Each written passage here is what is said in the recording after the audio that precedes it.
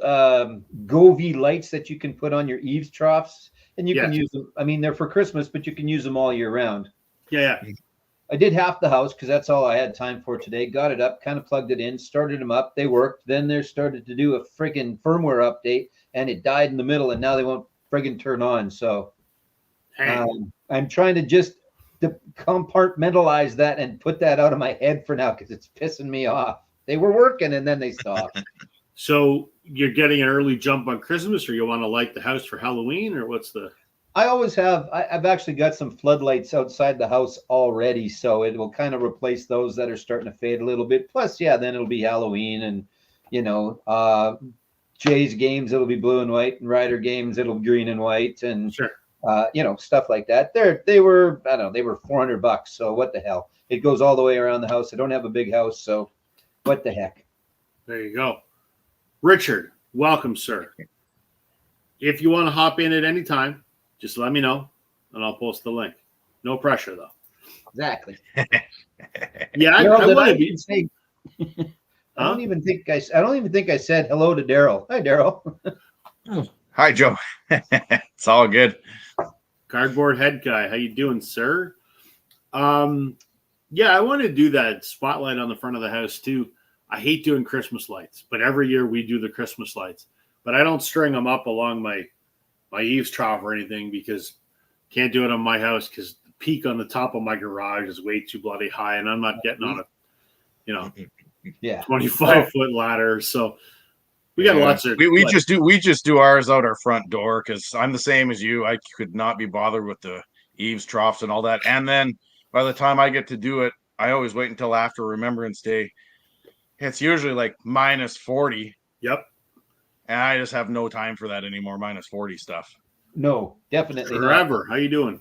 Yeah. So part of it was, because I mean they can just be white as well. Like they don't have to be a color. So they can be an everyday light, and you can turn every third or fourth one on. You can do a whole bunch of shit in the app. So yeah, it's not there. Yes, they're going to be Christmas lights, but they're going to be all the rest of the time lights as well. That's why I did them today. And because normally, if I was going to, Christmas stuff doesn't go up at least till after Remembrance Day.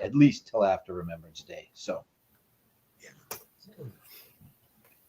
Yeah, I don't do that either. I wait till after Remembrance Day for respectful reasons, obviously. Right. Yeah. But I hate doing the lights. Every time my wife's like, "We're gonna do the lights," I go, oh man. Well, as you can tell, I like colored lights. So sure. Yeah. So it's kind of a thing with me. My Christmas tree even has the twinkly lights, which have the app, and you can just do a whole bunch of stuff. So I don't know. I wouldn't categorize myself as a Christmas freak, but I like the lights. It just happens to be a good time to have lots of lights going. But in the middle of July, I have all these colored lights on going, and there'll be something going if I can get them to work. So if anybody out there knows how to factory reset these friggin' Govee lights, let me know, because I can't find it on YouTube, and they closed at 5:00. So anyway, I'm done being pissed off about it. All right. So although your name appears today as On a Vinyl Joe, previously you were Racer Joe. I was. Which means that you're a big Racer fan. Oh, hold on. Special guest, everybody. The newest addition to the vinyl community, Richard S. Welcome, sir. Right. How you doing, man? Thank you for having me. I appreciate it. Yeah. First of all, welcome to the vinyl community. Congratulations on jumping in and joining this insanity. You've been a long-time viewer, which I appreciate very much. It's been great interacting with you for the last couple of years, I think, in comments. So when I had a video yesterday, I'm like, oh my God, I get to see what Richard looks like. So that's awesome. Yeah, it hasn't been that long. I think it was beginning of this year. Sure. Well, it's a while anyway. So yeah, fantastic. What made you decide that this was going to be a good thing to do? Well, I don't know if I'm still trying to figure out if it is a good thing to do, but I think more than anything, it's just I just love the whole vinyl community MO. Yeah. Sharing our love of music and what it does for us in our lives. But yeah, it was just getting over the tech hump. Sure. This kind of reminds me back during quarantine when I was teaching on Zoom and all of that, and then, but it's a different feeling, if you will. Yes, But sure. I did it. You did it. That's awesome. I loved your take 5 or whatever you called it, your 5 records that sort of define their collection. As I said to you yesterday, that's going to be the video that I post up on Sunday because I love that idea. So I'm gonna make a response to Cool. that. So, Yeah, I think I'm going to try and kind of build a theme along that. Yeah. For anyone that's watching, blame please Alex check out for Richard this. S. for sure. He's brand new as of what, 2 days ago now? Yeah, That's awesome. 2 whole days. That's fantastic. That's good. So we got just some random chit chat before we dive into the topic. And I was just saying to Joe before we came on, Joe used to be Racer Records before he decided to be on a vinyl. And because Joe is a big racing fan, we got to talk about the big racing news today. Or maybe that was yesterday. Yeah, sure. I saw it yesterday, so So it would have been yesterday. yeah, we'll go with that. Yeah. For those that don't know, Formula One, Aston Martin, my favorite team. Adrian Newey, what do you think about that? Going to Aston Martin, that's a big deal, man. Yeah, that's a big deal for Aston Martin and a minor deal for everybody else. I honestly thought it was going to be Ferrari. So did I I. thought he was going to go and work with Lewis and do all that stuff. I knew he couldn't stay away for sure. I just don't think that's ever a thing that he could do. Right. I didn't know that for sure, obviously, but Mr. Stroll, I don't know how much he paid him, but it's a bit, I'm sure. Now he's trying to buy his son a world championship is what he's trying to do. All I care, Fernando Alonso's my man. That's why I'm wearing his hat. Yeah. I want Fernando to win some more races before he retires. Yeah, I'm not sure if Lance. I don't know. I think Lance is not a horrible driver. I don't But he's know not if a good Lance, driver. even with a great car, is going to be that good anyway. No. So, but it'll bode very well for Fernando, and then see what happens after that, because we know that Lance is never going to go away. No. So it's not like we could look forward to a different, better driver with this new car. I'm not a big Stroll fan, No, me neither. senior or junior, but Fernando and the cars, and obviously a Newey fan, just because the guy is, I mean, being born to do something. It's one of those guys. He was born to do what he is doing. It's funny. It's a Canadian driver and a Canadian-owned team, and you and I, being Canadians, couldn't give a shit about the Canadian aspect of that team. All I care about is Fernando. So yeah, I know exactly. We should, but I mean, I'm a McLaren guy, right? So it's been nice over the last little while. I would guess.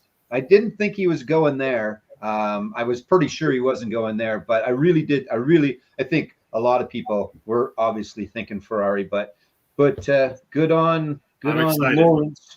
I am beyond thrilled. Now that we're done talking about racing, I can put my normal hat back on. There you go. Yeah.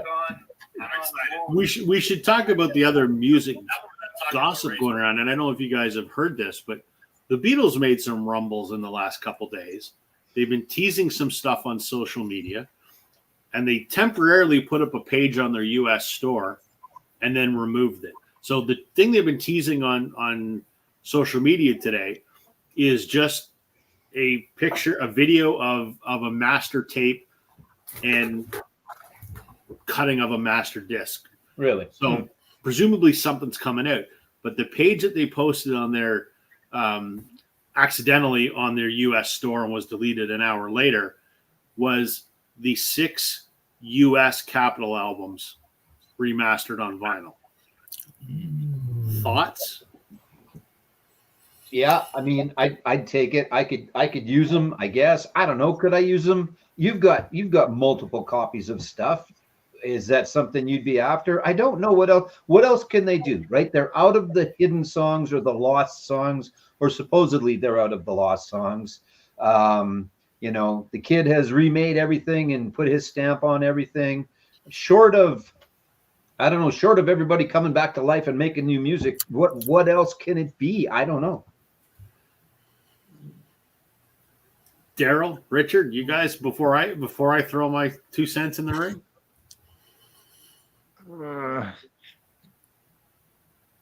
You go ahead, Richard. Well, I got the Capitol box CD box from 10 years ago or whatever. 10 years ago, something like that. Yeah. So I have the mono box on CD. I have the Capitals on CD. I have a lot, most of them on vinyl. Do I need another box set? That's where I'm at. Yeah. I think for me, it's the case. I actually don't collect box sets because I just can't afford them. So I kind of go with the, do I really need that, right? I'm kind of an individual record at a time kind of thing whenever I can afford it. And to each their own, though. I mean, if you want to collect box sets, some of the channels that I watch, I mean, that's all they collect. Huge box sets. I don't know. I'm on the fence. I don't need them and I don't want them. But And the reason I don't need them or I don't want them. So when I started with the Beatles in the early 90s, I had a handful of the North American albums, the Canadian ones, which some of them are the same as the US, some of them are not. I had some of those which were my dad's, but I bought them all on CD. So I grew up listening to the UK versions of the albums, which was how the band was intended. And I'm not a big fan of what Capitol did to them. I don't like that they, kind of just cut and pasted and made their own albums. And while I'm not an audiophile, absolutely not, I just don't like all of the reverb and shit that they added to it. I'm just not a big fan. I want it the way that the artist intended. So I have all of first pressing originals of all the Canadian albums, which again are basically the same as the US, except for the first three. So do I need this? Absolutely not. But if I don't have them, then I'm going to be like, God damn it, there's some new Beatles records out there that I don't have.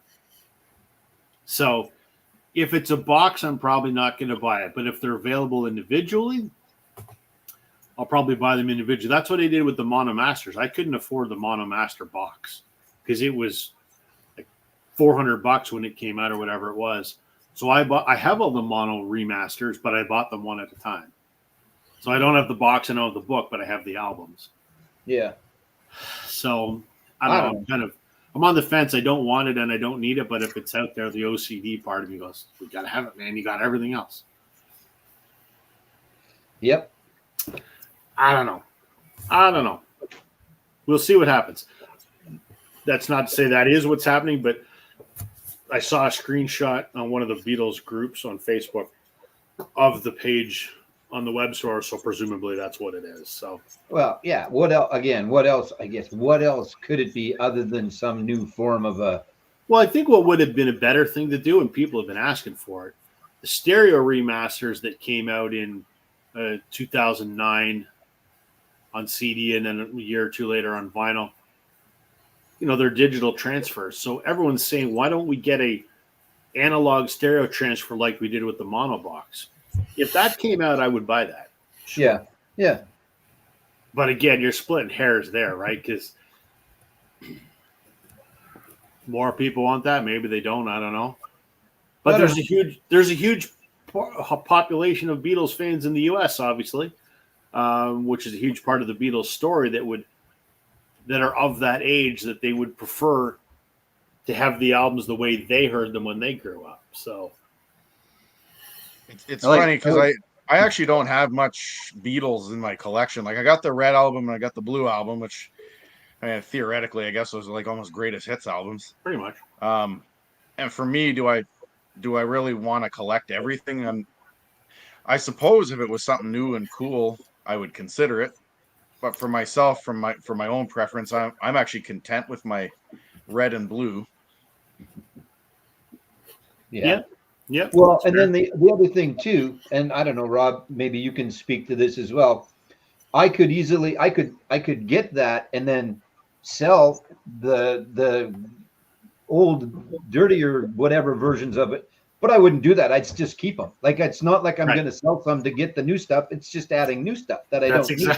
That's exactly what I would do. Yeah. Right. I mean, a logical, normal person would go, okay, well, I don't need this copy of it anymore, but I also don't need the other 3 copies of the White Album that I've got just because. So who knows? I'm exactly the same way. I have all my original first pressing Canadian ones, and I have most of the first pressing of the UK ones. But what do I listen to? The mono remaster. So do I need those other ones? No. Am I getting rid of them? Not in a million years. Yeah, exactly. So, oh well, we'll see what I'm happens. kind of in the same box with all of that. Just I have the mono remastered CD box, the individual mono masters, as many as I remember getting. I don't know if I have all of them. Do I need this? I don't know. Yeah, it's tough. Another quick thing. If we're moving on, are we moving on? Yeah, moving on. I can't remember if it was announced before we did this last Wednesday or not, but I don't remember us talking about it. For those that didn't get a chance to see U2 at the Sphere, there is a video of U2 at the Sphere. I don't know what that's going to be like. They're not talking about holograms and that to really try and recreate it. But the stage itself was another screen. So they could have the effects that were on the screen. They could make the stage something else. Who knows what they're going to do, come up with something. But for those that haven't heard that, again, I don't know what it's going to be like. There's a really cool promo out there. It's just the Edge. He's kind of standing at the top or whatever. He goes, I finally get a chance to see you too. And then he turns around and they show the screen. So yeah. So it's U2 at the Sphere. At the Sphere. Yeah.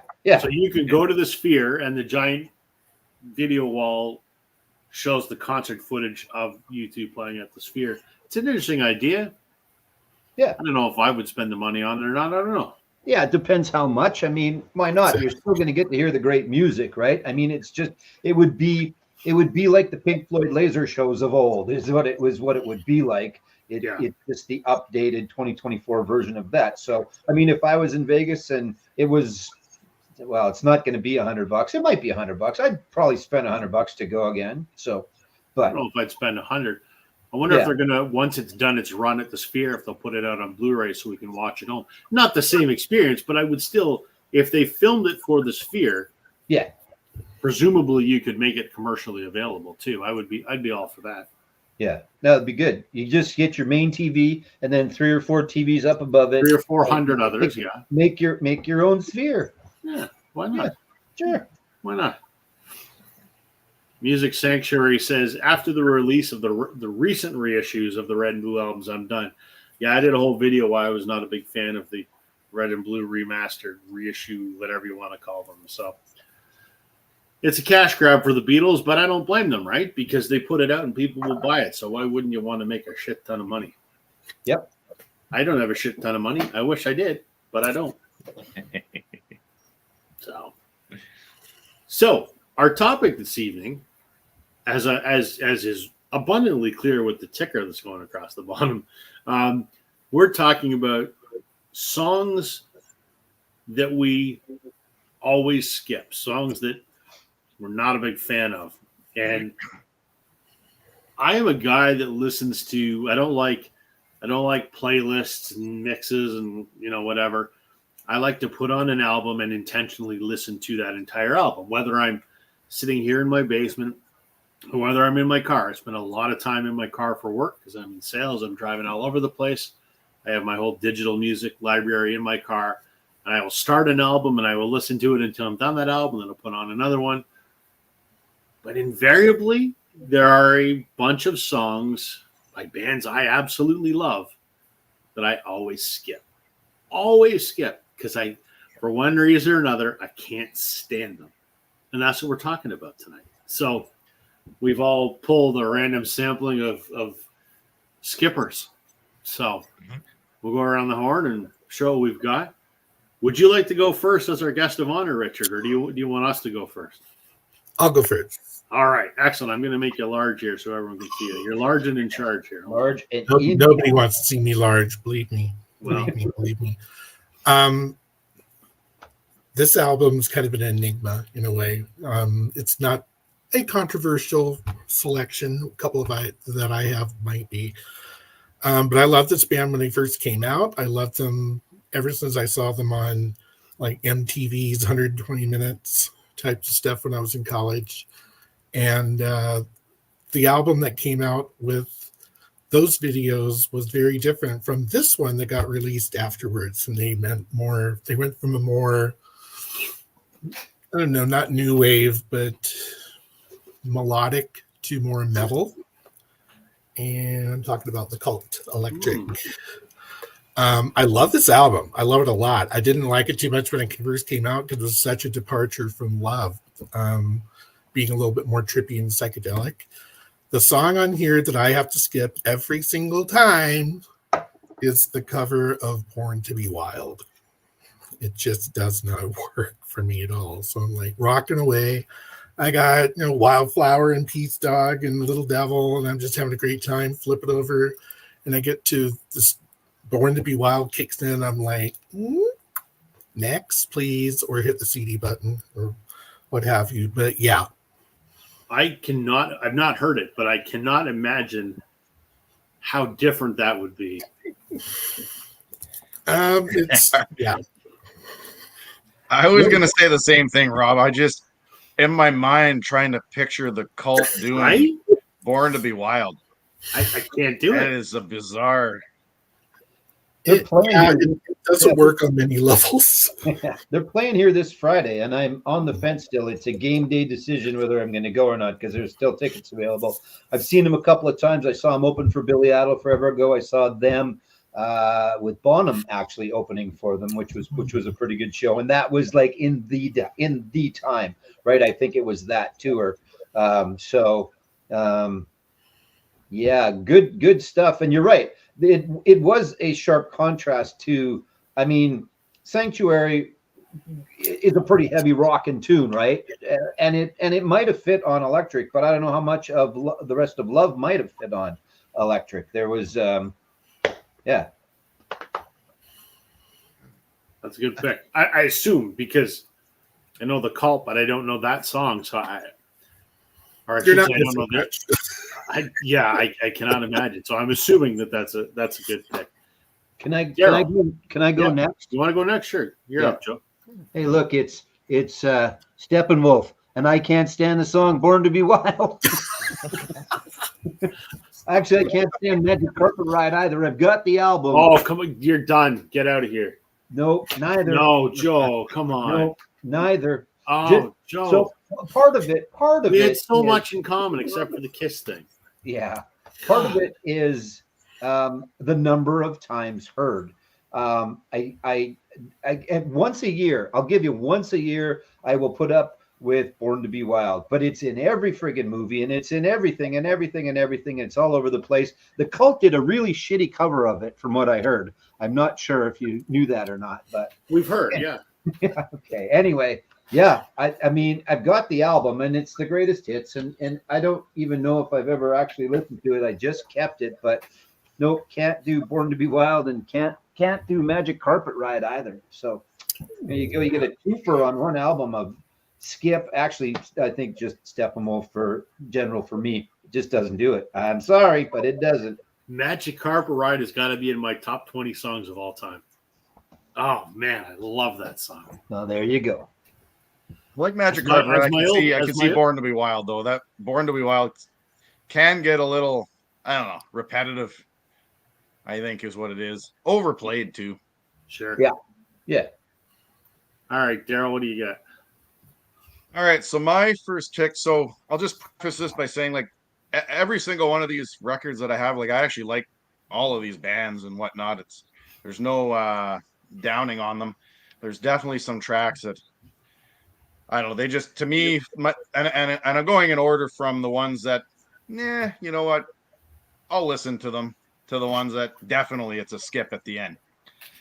So my first one is going back to the early 90s, that British Revolution kind of stuff. Most people would probably skip the second track on this because it was so overplayed, and the band actually fucking hates this song. And that is Radiohead's Pablo Honey. But it's not Creep. I actually like Creep. The song I can't stand on here is Anyone Can Play Guitar, which ends side one on this album. I don't know what it is about that song. I just can't stand it. It just, to me, it detracts from the whole record. It almost makes it from a perfect album to you just put one track on there for the sake of putting it on there. and that's the one. I don't know what it is. I like Creep. I know a ton of people don't, and I know the band hates it, or at least what's his name there? What's the singer? I can't remember his name now. Tom Ewart. He's actually come out straight up and said that he hates that song, and he hates it when people like do like covers of it, thinking that it's like some the Power to You kind of song, and he just hates it. That's fair. I'm not a giant Radiohead fan, but I get what you mean. I'm not a giant fan of that song either, so I get it. I get it. All right. I got a hot take on this one here. No one is going to agree with me on this. Everybody's going to go, what the fuck? Pardon my French. As I can get this out of the sleeve here. A band that we have stuck in the sleeve. Anyway, I can't fucking stand the song Yesterday. Hate it with a burning passion. There is not a song on the face of the earth that I detest more than Yesterday. I know it's brilliant, and Paul wrote it in his sleep. Yada da, whatever. I don't even. I try to listen to make sure I listen to every Beatles song, with some regularity. I have not listened to the song Yesterday in probably 10 years. I hate it that much. I just hear those first few notes and I'm like, skip. I will get up and move the needle on the record. Why do I hate it? I have no idea. It's not because it's overplayed. I find it the most boring song I've ever heard. And I love the Beatles. I have 300 Beatles records. Can't stand the song Yesterday. And I know it's one of their most revered, but hey, I think we all have that one Beatles song. I know I have a Beatles song that I could probably live without. What's And your it's a Beatles song you massive can live with it? What is it? It's Hey Jude. I've just done not Yes. a big fan of Hey Jude. I don't know if it's the over and over and over and over and over at the end. I'm not sure if that's it or what it is, but if I had if we're in the vein of let's pick one Beatles song that we don't like, mine would be Hey Jude. So I mean, and equal to your love of the band, right, is everything else. And of course I'll listen to it, but if I had to pick one, that would be the one. And I like Yesterday though. So For me, I saw her standing there.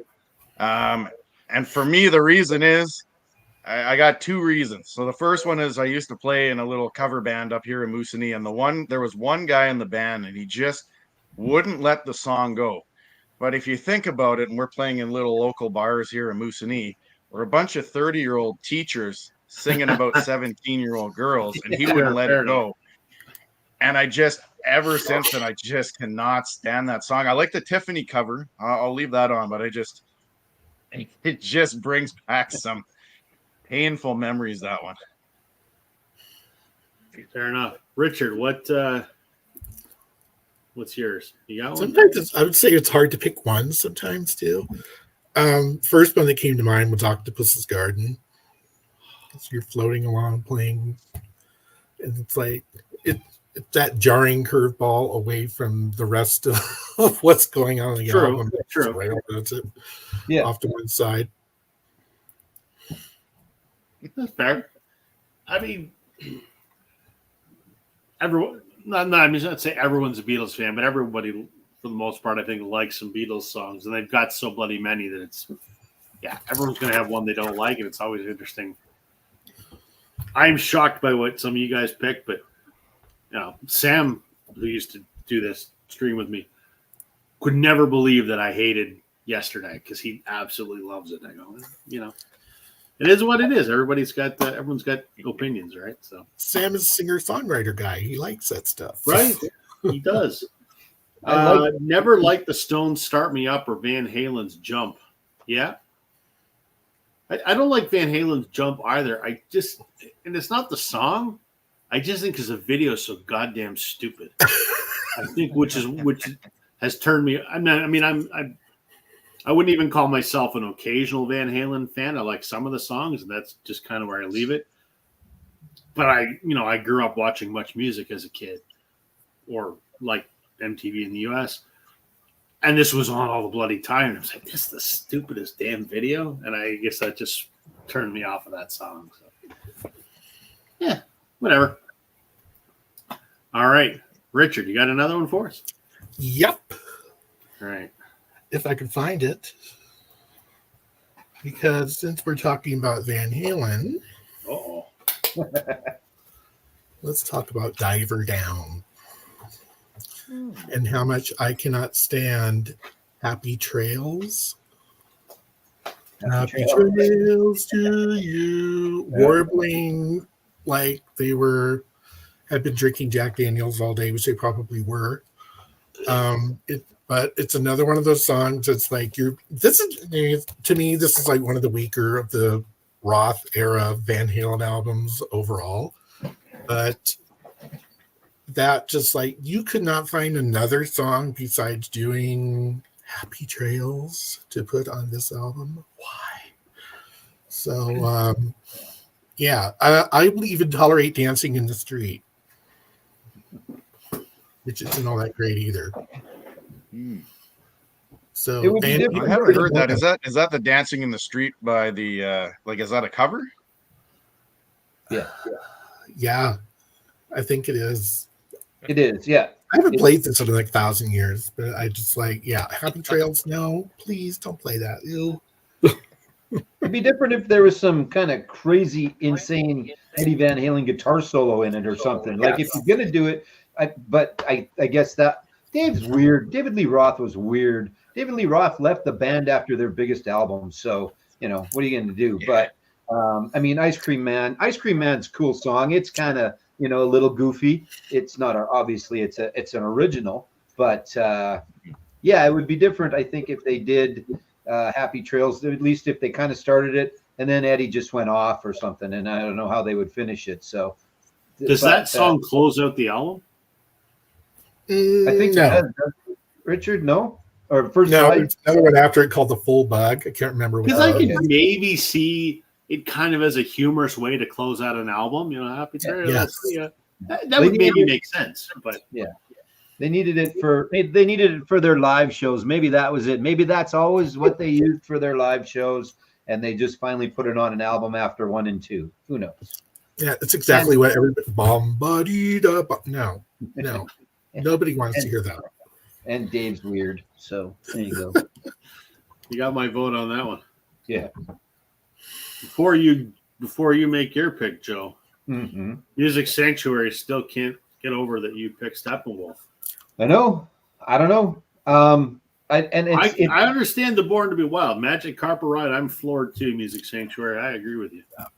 It's just I think it's to a point of I've heard it enough. There's a bunch of songs that I used to enjoy, and they've gotten to the level of now. Okay, that's the last time I need to hear that song. I'm good, and that has been a little while for both of those songs. I have one of those coming up. Yeah, I got a few of those, especially Born to Be Wild.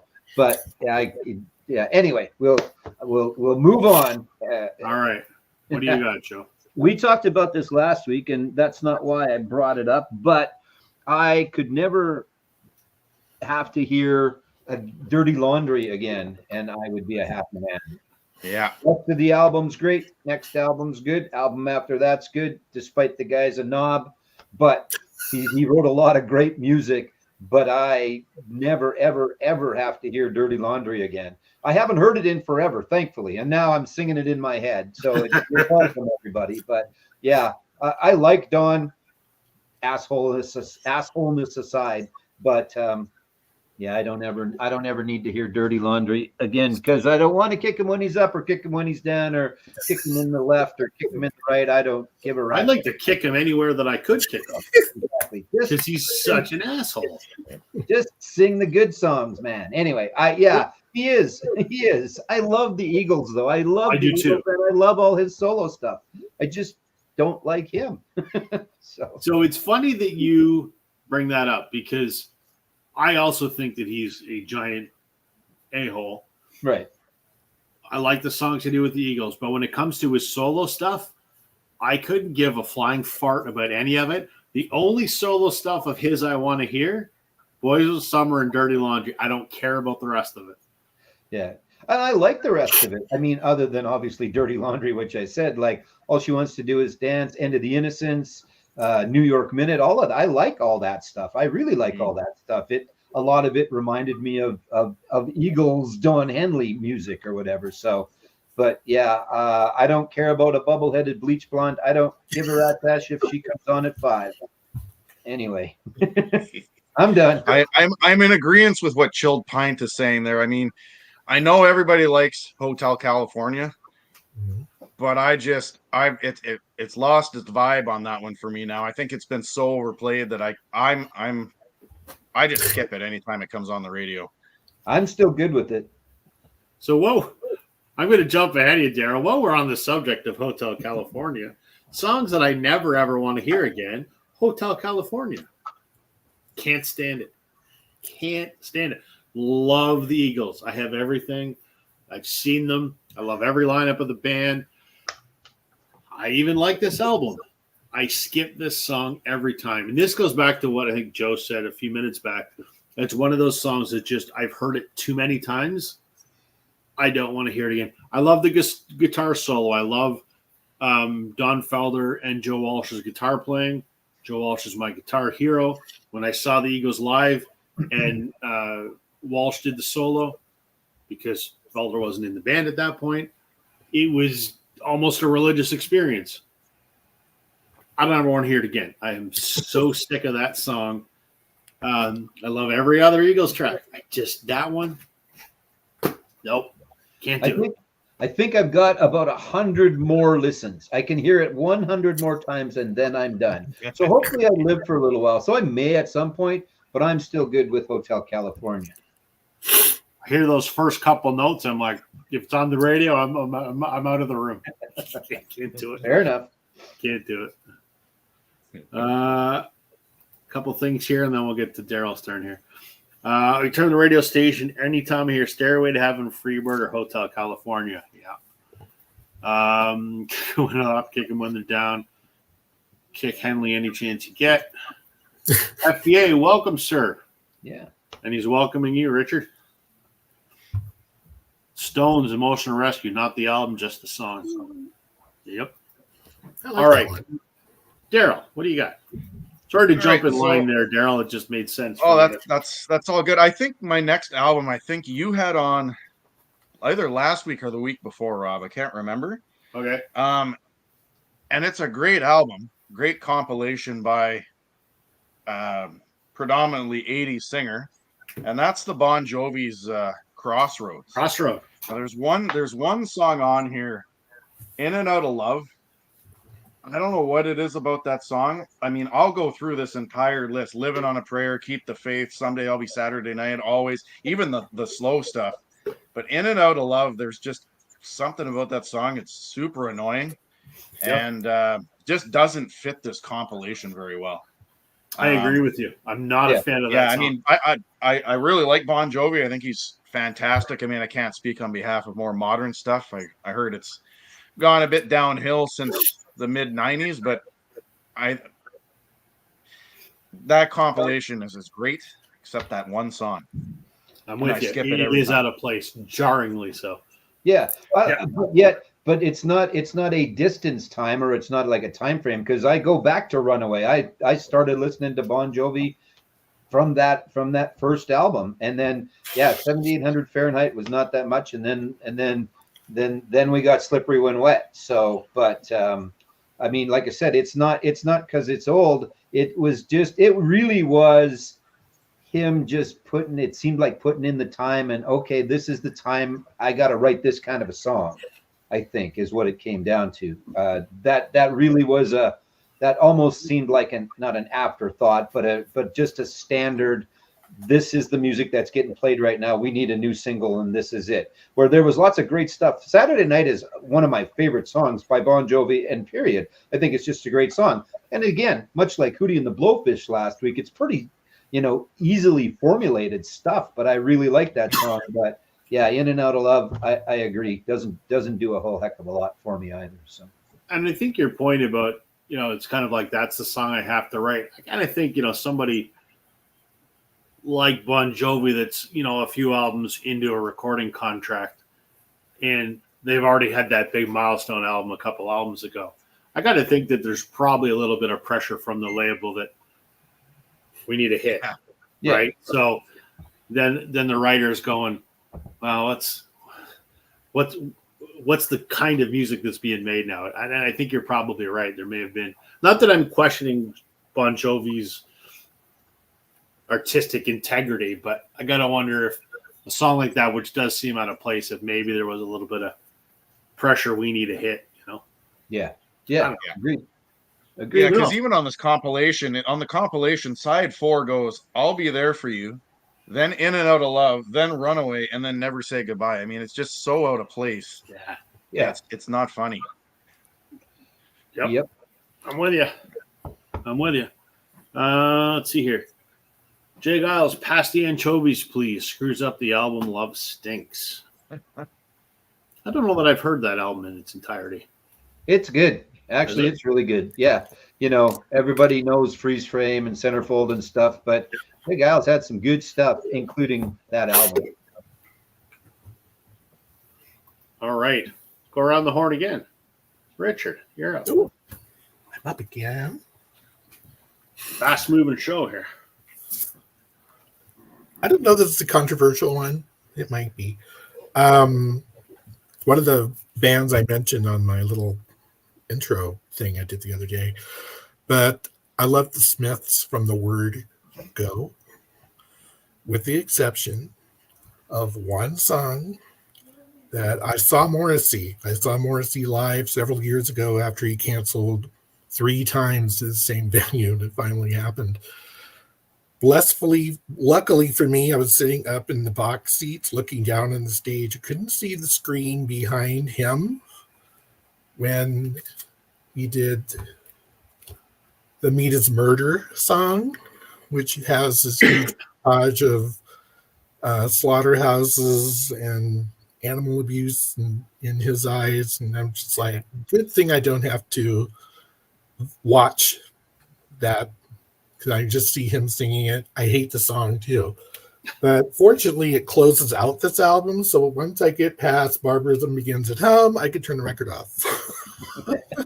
That's good. Otherwise, this is a really good album. So that's my Smith story. Yeah. Meat is Murder. No, thank you. There you go. It's good when it's the closer, for sure. Yeah. Yeah. Thank It makes it goodness. easy to, oh, look, we're done. Yeah. Mhm. All right, Joe, what you got? All right. So to recap, I have no use for Steppenwolf whatsoever. John Henley, I like everything but that song. Here's one where I love the album. It's been overplayed to death, but only one song for me has fallen into the category of I never want to hear it again. The rest of the album I can listen to, not a problem. And it actually just happened the other day. Oh no, Joanne- you're not gonna. Joanne and I were driving You're in not. Paradise by the Dashboard Light. came Oh, on. Joe. I can't. Joe. You know what? No, I'll give it 2 more plays. That's it. The rest of this album and the rest of Meatloaf and Jim Steinman and everything that goes along with it, including Bat Out of Hell too, and I Do Everything for Love, which has been played 1 billion times, and I've heard it about 1 billion times. Paradise, it fell into the category because I knew it was coming up, and it came on, and it was like, yep, I think it just went over the cap. I think, or it's close, but I love this. I need to just in case I didn't mention it. I love this album, and I've been around since 1977, since it came out, and listened to it over and over. 2 out of 3 ain't bad. Took the words right out of my mouth. All of it is such a great album, and Paradise is good, but I'm done. 2 more times, and then I'm done. Joe, I think we're going to need to see if you and I have some time next week, because you and I are going to need counseling to see if we can stay friends after this. Okay. First match at Carper Ride and then Paradise. Oh my God, I don't know. Like I said, I love everything Meatloaf and Jim Steinman, all of it. But Well, I'm going to show. I don't know what I've got to insult you with, but maybe I'll show some Brian Adams tonight or something. Yeah. Well, I kind of figured. Yeah. Anyway, I don't know. Like I said, I knew we talked about this last Wednesday, and this was going to kind of be our topic. Saturday afternoon, Joe and I are in the car, and it was like, yep, it's close. If not the end, it's close. So not only do I absolutely love that song, I am still head over heels in love with his duet partner that he had in the 2010s. Her name was Aspen Miller. Yep. Holy hell. Yeah, I saw that tour with Bat Out of Hell too, and who was out on tour with them. And then there's the Three Bats Live. I don't know if that's her in that one or not, but he is always nailed the backup singer. And for a while it was his daughter too, and she was very, very good, right? Let me just put this into perspective. Aspen Miller, I like her so much that I would cheat on Susanna Hoffs with her. There you go. So, there you go. That says something then. Man, Paradise. Wow. Yeah.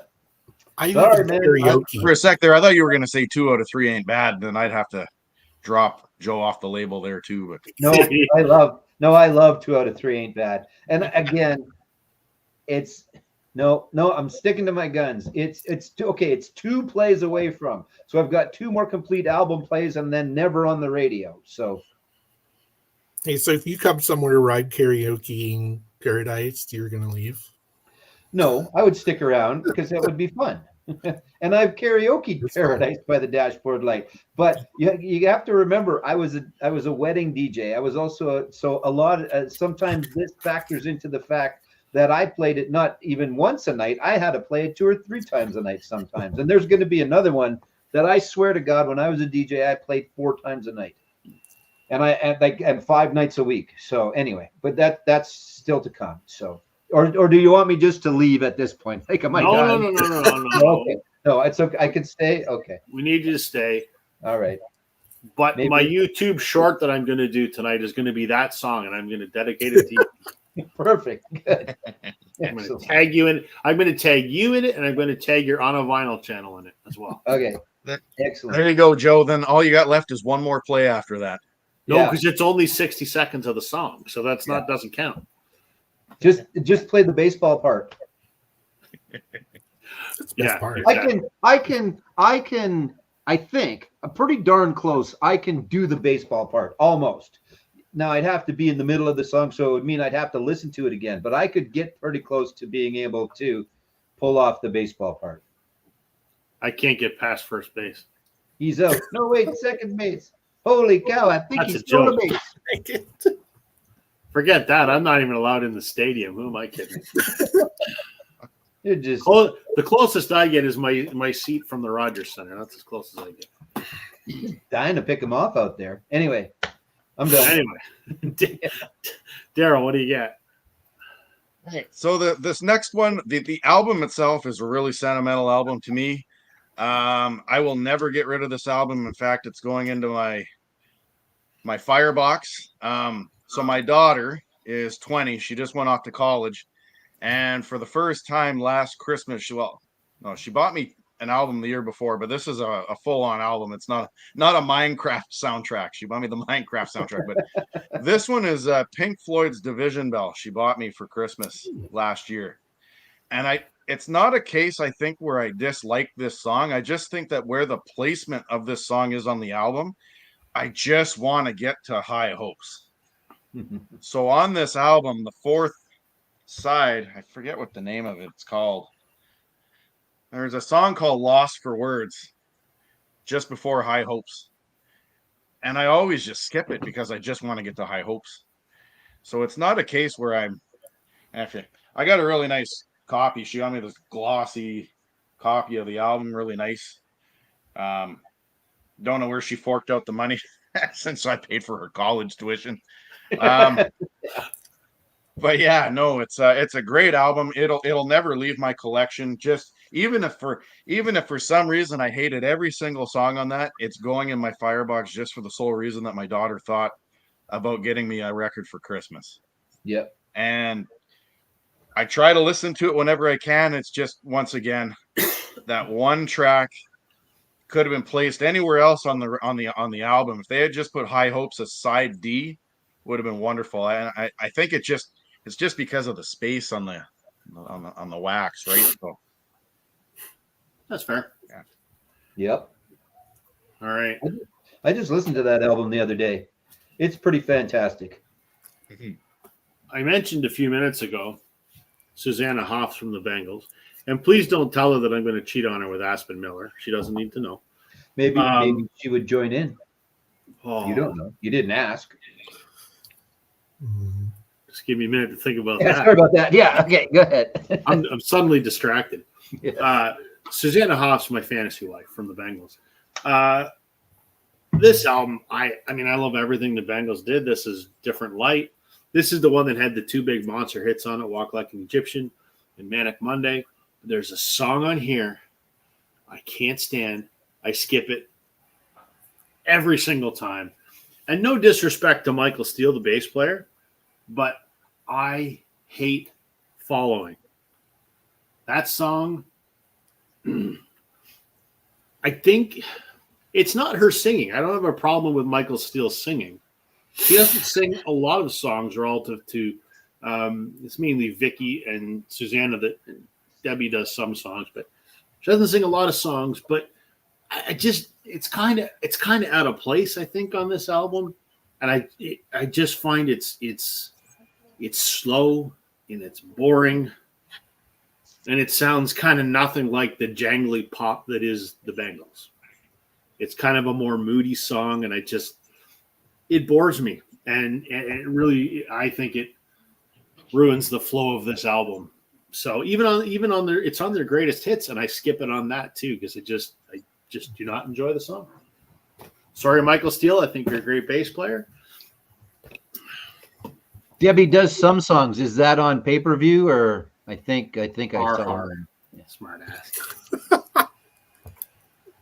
Jesus. Just saying. The King of the VC says, "What Do You Want From Me" is my favorite song from the Division Bell. That's good stuff. Division Bell is a great album. I think it's an underrated Pink Floyd album, and I think the reason it's underrated is some of the what was the one they did before that? From the late '80s. So many people hated it. It was a complete bomb. I can't remember the name of it now. Lapse of Reason. Lapse of Reason, yeah. Gilmore's new one came out a couple days ago, last week, I think. Haven't heard anything yet, but it's probably going to be great guitar and David Gilmour, I guess, right? I don't think he'd stray too far from that. I wouldn't imagine anyway. I doubt it. Yeah. I doubt it. Speaking of dumbasses, Roger Waters hasn't done anything for a while, and I don't know if he's going to, but I think he's kind of in the position he doesn't need to, right? So why bother? yeah, he just keeps redoing the Wall over and over and over and over again. And then he did his version of Dark Side and this, that, and the other thing. Rather than make new stuff and rather than going on their own, let's sit behind a console and tinker. Yeah. Yeah. There's Just another retire. guy. Yeah, there's another dude. I got no time for Roger Waters as a person, but I really did enjoy the concert and I really enjoyed a lot of the music that he's put out. But he falls into that Henley category a little bit for me. So Yep. You got another one for us, Richard? I do. All right. Lay it on.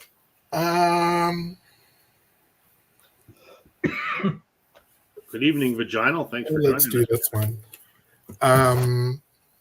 Another band I've loved since the MTV 120 Minutes days. Huge fan of Bob Mould. I'm a huge fan of Husker Du. I'm a huge fan of Sugar. I'm a huge fan of all the bands that Bob Mould has been involved with. Then this was their third album, I think. I'm trying to figure out this camera thing. It doesn't work. Flip Your Wig had songs like Makes No Sense at All, which is like a standard in the Bob Mould Husker Du canon. Just one of those driving albums, just song after song of just crunchy, crazy. Then you hit the brakes with a song, it's the Baby song. And it sounds exactly like you think. They have like, what do you call those just whistle fluty type things? Not like the slide whistle Like thing. a tin whistle? Not a slide whistle, but just like those little plasticky ones like you had when you were 6, like a recorder. but cheap. You get from Party City or something, or the dollar store, and they're just like fluty for about a minute and a half, and then it just stops. And I'm like, why? Why do you need to do this on such a brilliant album? Filler, maybe they needed one more song. Yeah. Well, they have 1, 2, 3, 4, 5, 6, 7, 8. There's 14 songs on this album. Most of them are like 2 minutes. If they didn't have it, maybe someone has triskaidekaphobia, which is fear of the number 13. So 13. That's there you go, possible. folks. You can impress your friends at social functions. Triskaidekaphobia. Very Bonus nice. points if you could spell that. No, my name only has 3 letters in it, or else I wouldn't be able to spell it. What do you got, Joe? All right. I've got a twofer, but not on the same album.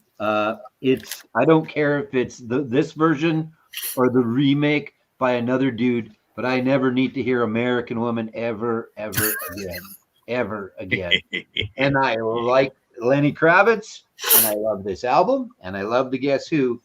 But yeah, nope. I was full up on American Woman about 4 or 5 years ago.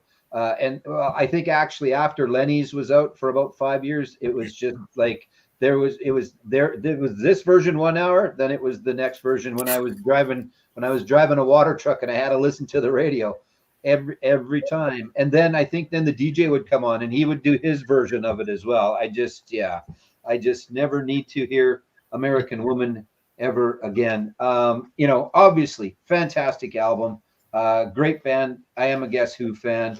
I have it backwards in the sleeve. I'm not sure why, but anyway, but I just, I don't know.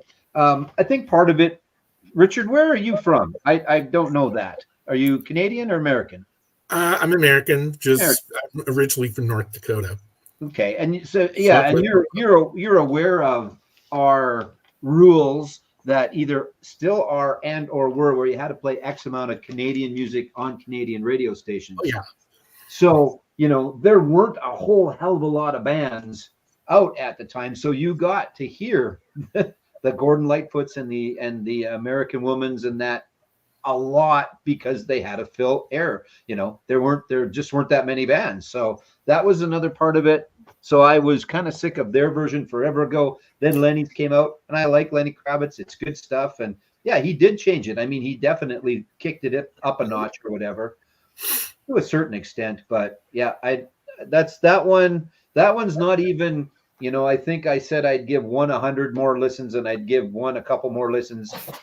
I am well over the threshold of the number of listens for American Woman.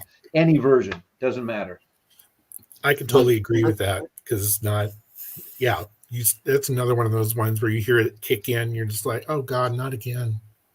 Yeah. I think it's that intro, that extra long intro, unless they play the radio version too. It just, I don't like the intro. Makes it drag on even longer. Yeah. And again, that is a great album. I like the Guess Who. I like Lenny Kravitz, but that is a skipper for me for now and forever. I don't know. I'd be hard pressed. Here's my example of Susanna Hoffs. If Joan Jett was going to play that song, I don't think I would listen to it. I don't think I would listen to her doing a cover of it. So, but wow, interesting. Yeah, interesting. That's worst version of American Woman is the version your drunken neighbor sings on the porch late on a Saturday night. Yeah. I still like that song a lot, but I don't like the stupid intro that they have on the non-radio edit version of the song. Yeah. Bachman had a knack for these type of songs. Taking Care of Business is another one. Yeah, I agree with that statement. It's not in the pile, but I agree with that one. Music Sanctuary remembers the days when Canadian radio stations had to play a certain percentage of CanCon. I think those CanCon regulations are still in effect to a certain. I don't know if it's as big as it was. I don't know if it's as much as it was, and you were out of the room. My comment with that was there were just so many bands at that time, right?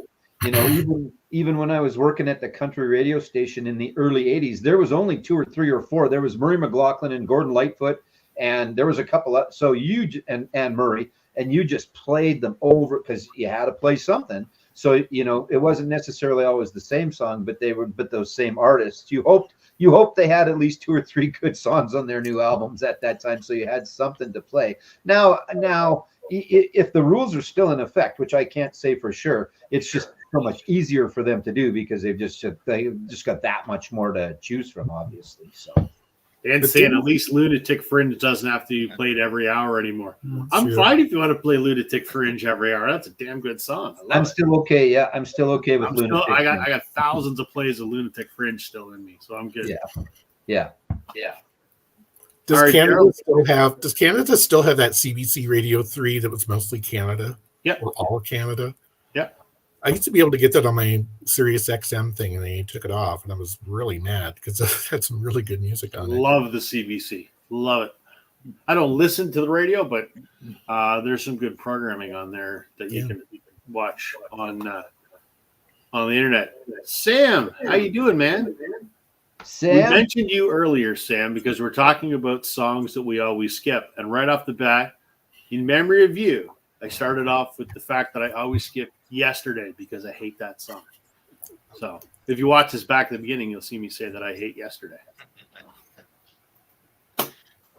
Daryl, what's cooking? What's your next one? All right. So this next one, I don't think is going to stir up too much controversy. In fact, I would argue that a lot of people would just skip this entire band completely. They probably hate them. And if you do like them, then you like a genre of music that was actually given an official extinction date. So this is the disco classic ABBA. Oh, God. Now I can tolerate ABBA. I could tolerate ABBA. But the one song I really cannot stand is Chiquitita. Oh, come on. No. I love it. That's a great song. What it is, but Chiquitita, we're getting into my juicy stuff now. I just don't like that song. I used to hate "Does Your Mother Know," but I can handle it now. But Chiquitita, I just can't do it.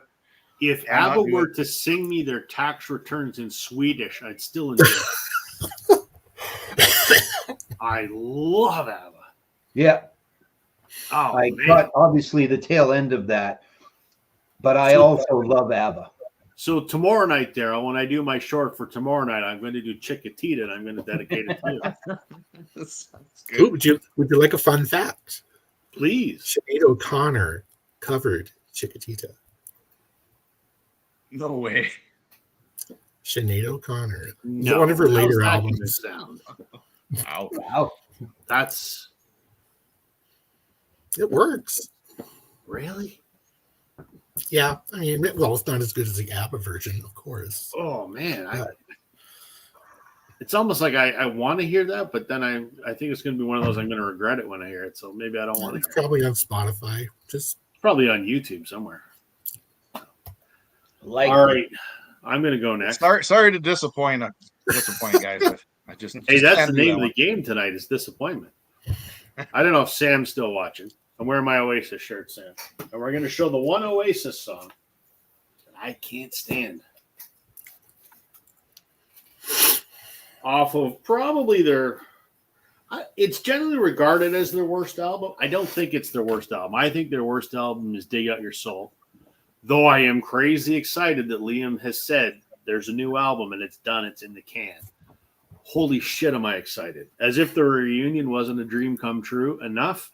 Now we're going to get a new Oasis album. Sam and I should do a whole video just on Oasis. But nevertheless, off the album that everyone thinks is their worst, Standing on the Shoulder of Giants, I cannot stand the opening track, Fucking in the Bushes. It's an instrumental. It's guitar noise, honestly.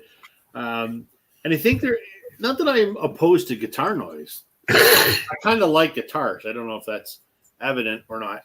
And I don't have any problem with loud guitars. I don't think that there's a lot about this song that is actually a song, and I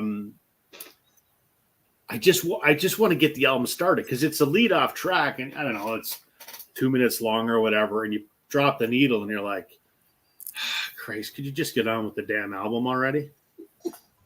So I know it was a concert favorite that they'd play it as their walkout song often. I could do without hearing "Fucking in the Bushes."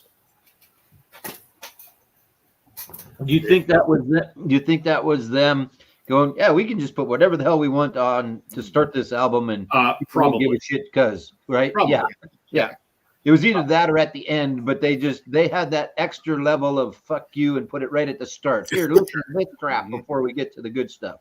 They had some other, I mean, there's a couple musical interludes in the middle of What's the Story, Morning Glory that are fantastic. Effing in the Bushes is not. Yeah. Dan,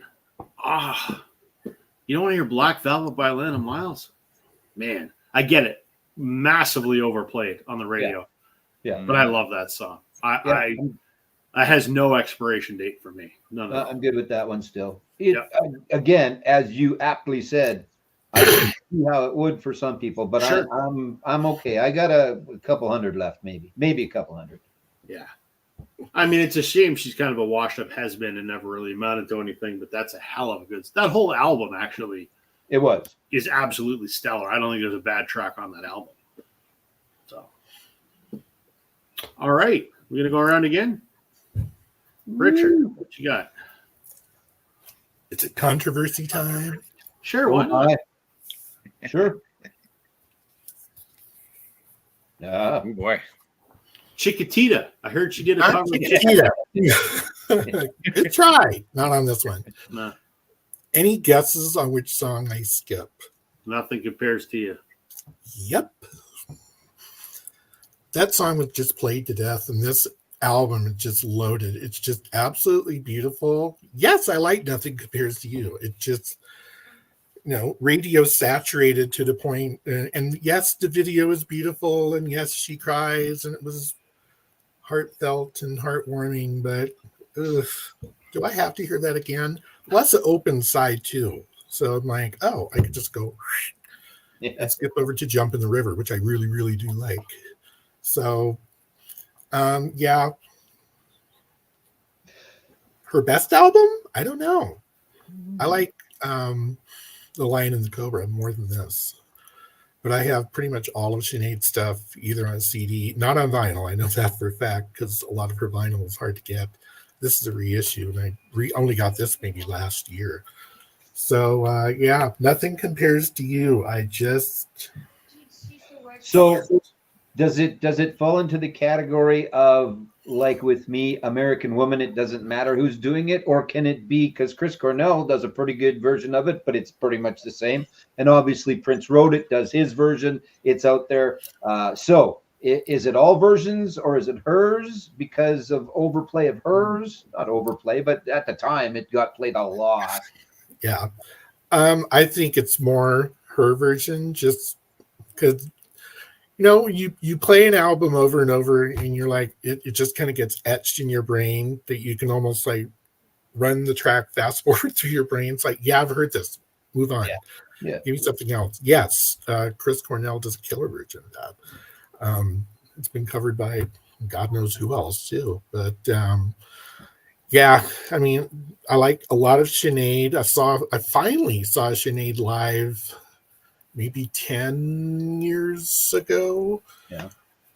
Absolutely stellar. And you could still tell that Sinead O'Connor controversy was still in the air because the venue she played downtown in Denver was only barely half sold. And I'm like, this is Sinead O'Connor. Where is everybody? Yeah. And yeah, it was kind of sad, but it was a beautiful show, and I'm glad I finally saw her. So That's good. Excellent. Joe, show me another one I'm going to be disappointed in. Chris Cornell could sing the phone book, in my opinion, and sound fine doing it. So, Audio Slave on his own, obviously Soundgarden. Anyway, that's not what we're talking about. We're talking about songs we never want to hear again. So, to cap, I don't need to go back. This is another one that falls into the category of I love the artist, I love everything else but this song, and that is Old Time Rock and Roll by Bob Seger. Nope, really? Come on, man. Again, I don't know. Like this, and this isn't even the one that I played 4 times a night. Although How can you not sing that when you're running around in your underwear in your house? Because I sing Nothing Compares to You when I'm running around in my underwear in my house. Holy shit, that's not a vision I need, Joe. There you go. You're Oh, welcome. Good night, man. everyone. Thanks for coming. Good night. My eyes, they burn. Yeah. But still, like Hollywood Nights just kicks ass, and then Still the Same. It's such a fantastic song. And then, I don't know, even Rebecca De Mornay from Risky Business. I don't care. I just cannot do it anymore. Nope. I'm done. And I love Bob and everything else Bob post, even after, like even Against the Wind and that, all of that stuff. And that got played a lot too. But, nope. Nope. That's going to be my Friday short for you then. I don't think you're going to have me back next Wednesday. No, of course I'm going to have you back. Yeah. No, I don't know.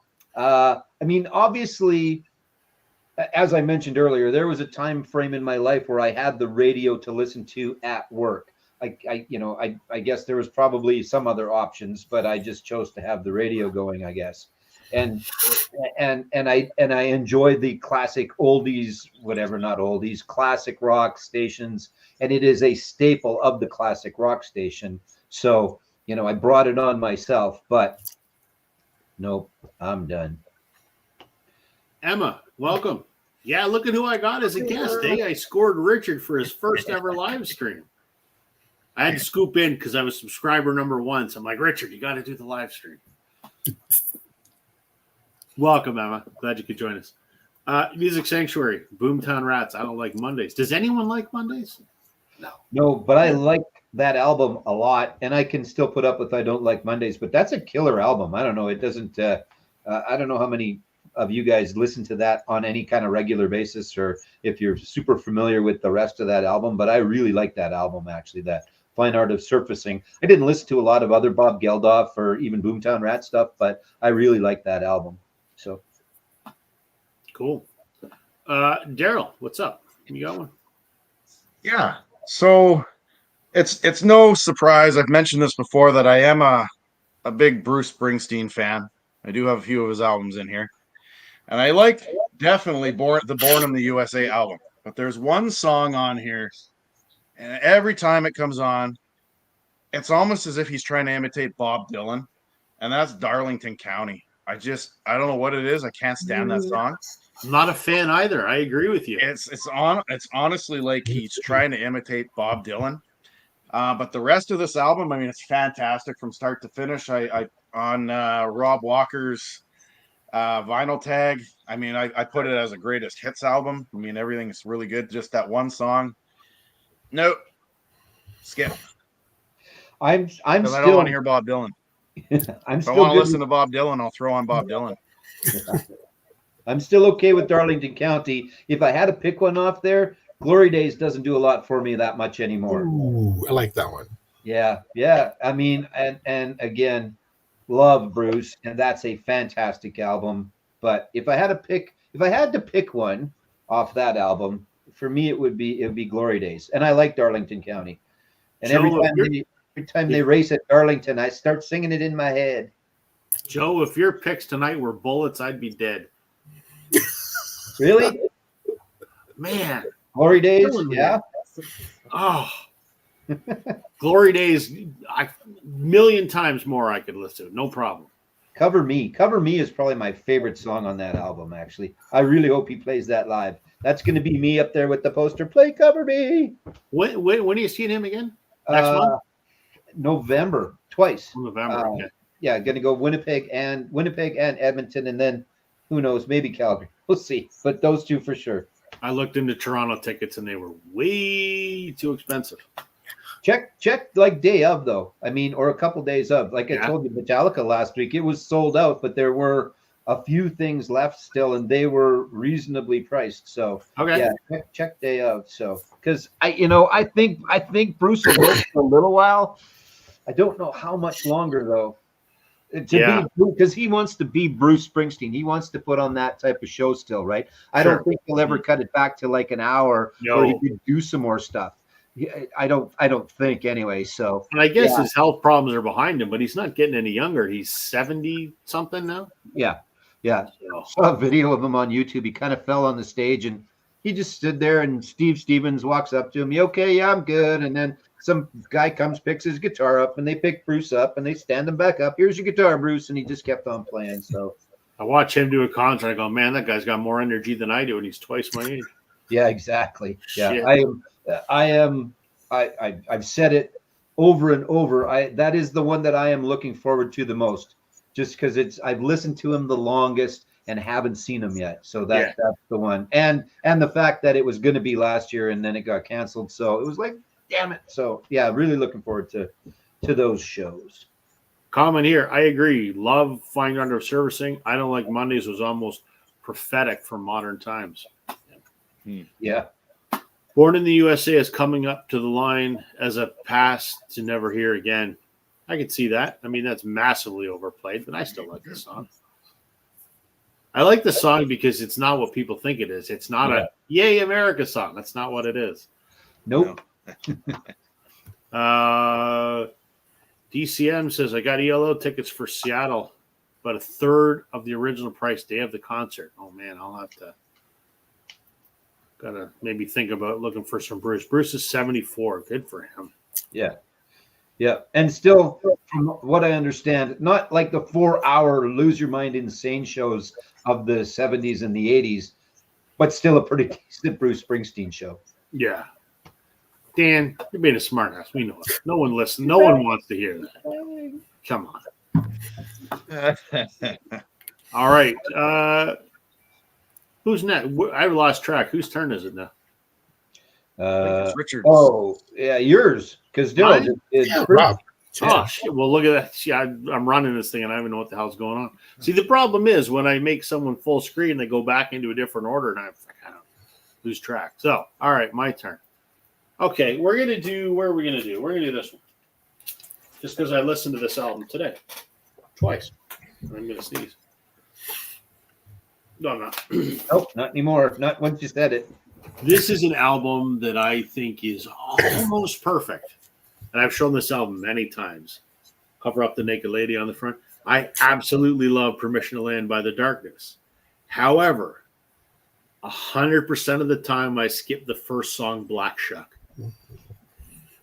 Why do I skip the song Black Shuck? I don't know. I just don't like it. I don't find that it's I don't know. I guess I don't really find the musicality in it, I suppose. It doesn't I mean, The Darkness is very a lot of electric guitars. That's what they do. And Justin Hawkins' incredibly high-pitched falsetto, which really works. But Black Shuck, just for me, I don't know. I've never liked the song, and I always skip it 100% of the time. So good thing it's the opening track, so I can start off with Get Your Hands Off My Woman, which probably has the F-bomb more than just about any song I've ever heard. It's a hell of a fun song. Yeah. There you go. That's certainly a band not that many people know of that should, and people should, right? Like I think. I mean, everyone knows I Believe in a Thing Called Love, which actually just went to #1 in the UK yesterday. Yeah. Because Taylor Swift was caught on the video screen at the US Open, and it was on, and she was lip syncing it or whatever in the crowd. Well, then Justin Hawkins was flattered that she did that, and then now that song's gone to #1 20 years after it was released, which is awesome. But they have so many other good albums. And apparently they're in the studio right now working on another one. So that's good. I'm very excited. Here's an interesting question. Let's debate. I'm gonna make myself a small here. Which album is better, Born in the USA or Tunnel of Love? Ooh, Joe? For me, I think it's Born in the USA just because it's the one I'm more familiar with, the one I know more of the tracks on. But I mean, they're both great albums. There's no doubt about that. And even the Born to Run album is fantastic. yeah, if we're picking albums, those are in my top 5, but they're not my top Bruce. But if I have to pick between those two, probably Born in the USA. But man, Brilliant Disguise is such a fantastic song. And it got overlooked. I think that album, obviously, because of the massiveness of Born in the USA. It was always competing with that, and I think that a lot of people kind of wrote it off a bit. But I really like Tunnel of Love. But if I had to pick between those two, it would be Born in the USA. If I had to pick a Springsteen in general, it would be Darkness on the Edge of Town. I would pick Tunnel of Love over Born in the USA, mostly because Born in the USA got played to death. My opinion. I like the flow of Tunnel of Love. It just has enough, like, wow, that's a great song. Wow, that's a great song too. And it just has a nice flow to it. Yeah, it's a great album. Yeah, again, it just got overshadowed, obviously, being right after Born in the USA. I think I would pick Tunnel of Love for all the reasons you guys have said, but neither of them are my top Springsteen albums. And Dan, as a follow-up here, The River or Nebraska. For me, Nebraska is changed my life, that album. It nothing he could do could touch it. I love The River. Don't get me wrong. I love all of his albums from Asbury Park up to Tunnel of Love. I love every single one of them. But Nebraska for me is just, it's different, right? It's not an E Street Band album. I just love that it's different. But that album for me, holy moly. Yeah. Thoughts on this one, guys? Yeah, it's Nebraska's number 2 for me behind Darkness on the Edge of Town, and The River's probably number 3. And then the rest just all get jumbled up a little bit. Yeah, Nebraska was not a departure, but it certainly stands out to be different. And so does The River from one disc to the next disc, or from one album to the next album, right? Yep. You get Cadillac Ranch, and then you get whatever, right? And you get Hungry Heart, and then you get something else. And yeah, the river just was like, holy shit, what is going on, man? It's so good. So I don't know, maybe it just moved up to number 2 as I think about it a little bit. But of those two, Nebraska, then The River. Of those two. I mean, debating Bruce albums is kind of like debating Beatles albums, right? I mean, there's a group of them that are so amazing. Just there's not a wrong answer, right? So, well, then comparing one to the other that way, River versus Nebraska. Nebraska, for me, is over The River, and then where do you put the others? 2 weeks later, your opinion might change again. Yep. Yeah. Agreed. Yeah. Agreed. Let's go around again. We still got some time. What do you got for us, Richard? I'm gonna piss Joe off a little bit. Do it. I actually thought about putting a Kiss one out there, but which one? Well, I went with this one with intention.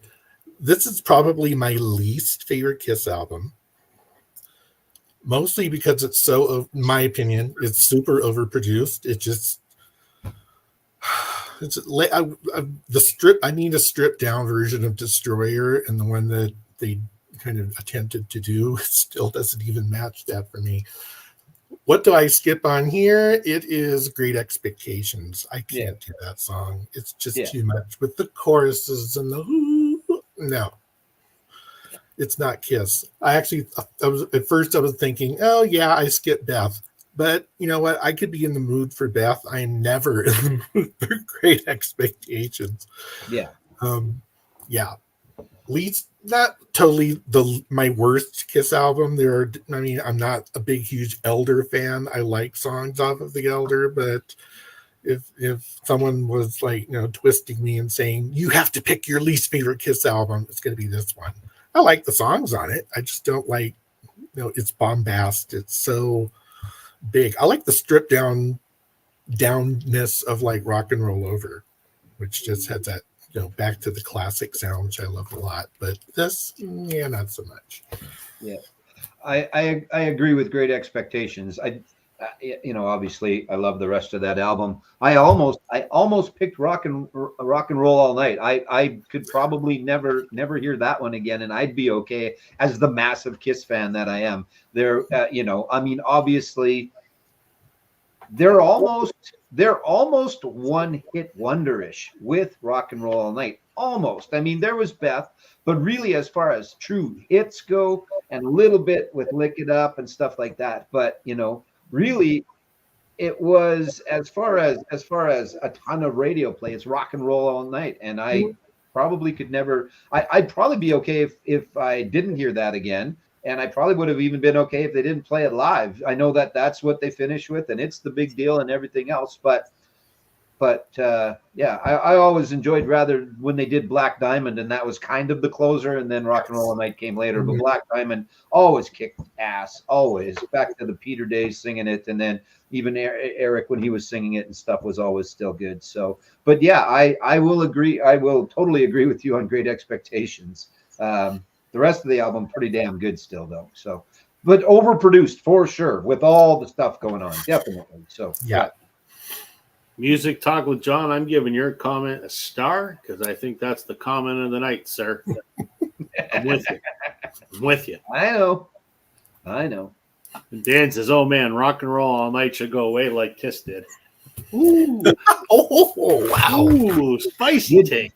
Kiss is never going away, though. That's the problem. So they will just keep putting stuff out there. Gene's already got his own friggin' band going. But Shout it out loud as verging on overplayed status. Yeah, that's I don't know if it was overplayed. I didn't hear it much where I was growing up. But yeah, I like that Flamin' Youth on there. I like Do You Love Me on there. God of Thunder is okay. God of Thunder was cool the first few times, and seeing it live is always good. Detroit Rock City is still a killer song too. So, but I think.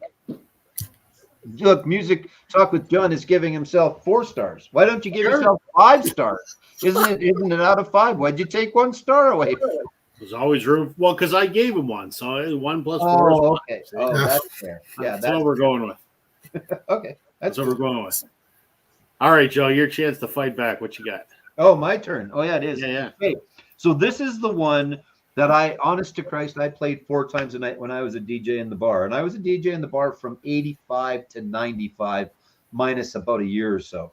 And I swear to God, I played it because we were a video-based bar. It was back, again, in the late 90s, late 80s, early 90s. And we had the big screen and the projector and stuff like that. And all of our music was played on video. So I would have to play Sledgehammer 4 times a night. And it didn't matter if it was 2 years old. Everybody still wanted to see Sledgehammer because videos were still kind of cool, and it was a big deal at the time. And it's a great video, and it's a pretty decent song. The rest of this album is unbelievably great. Sledgehammer, I don't need to hear again. Big time bordered on that again, just because again, it was a pretty cool video and lots of people wanted to see it. But Sledgehammer, second only to, and I should find it if we're going to go around again, but I'll just give it an honorable mention because I never pulled it. But I also never, ever, ever need to hear Simply Irresistible ever again. I'm not sure what Good Looking Girls with No Bra, why everybody wanted to see that over and over and over again. But Peter Gabriel, again, great album. I can think of a couple reasons. Yeah, fantastic album, fantastic artist. But for me, and I do like Sledgehammer, and it was an insanely great video for its time. I played it so many times, and so that's a big part of why for me. So again, I don't know if that's not necessarily a controversial run, but for me, and I think it still gets played a fair bit as well. But at least they throw in a Games Without Frontiers every once in a while on the radio, which is kind of cool. So. Yeah, I'm with you. I love that album. That's probably my favorite Peter Gabriel album. Yeah. Is that the one that Laurie Anderson did that collab with him? This is Picture. I love that song. It's just, it's such a fantastic album. I mean, Red Rain, In Your Eyes, and again, big time. And Sledgehammer's a great song, but it's just, for me, it was just way overplayed by me. Not just hearing it, but by me as well. So, but everybody always gave me a beer. I said, this is the fourth time. Whoever requested for the fourth time, it will cost you a beer. So I at least always got a free beer out of it. So it was good. It was all right. Daryl. All right. So are we going around one more time after this? Yeah, I think we can do one more after this. Sure. Okay. I'll save my best one for last, I guess. All right. So I'm going to paint a picture in you guys' mind. You come home after a bad day at work. You just want to punish yourself for whatever reason.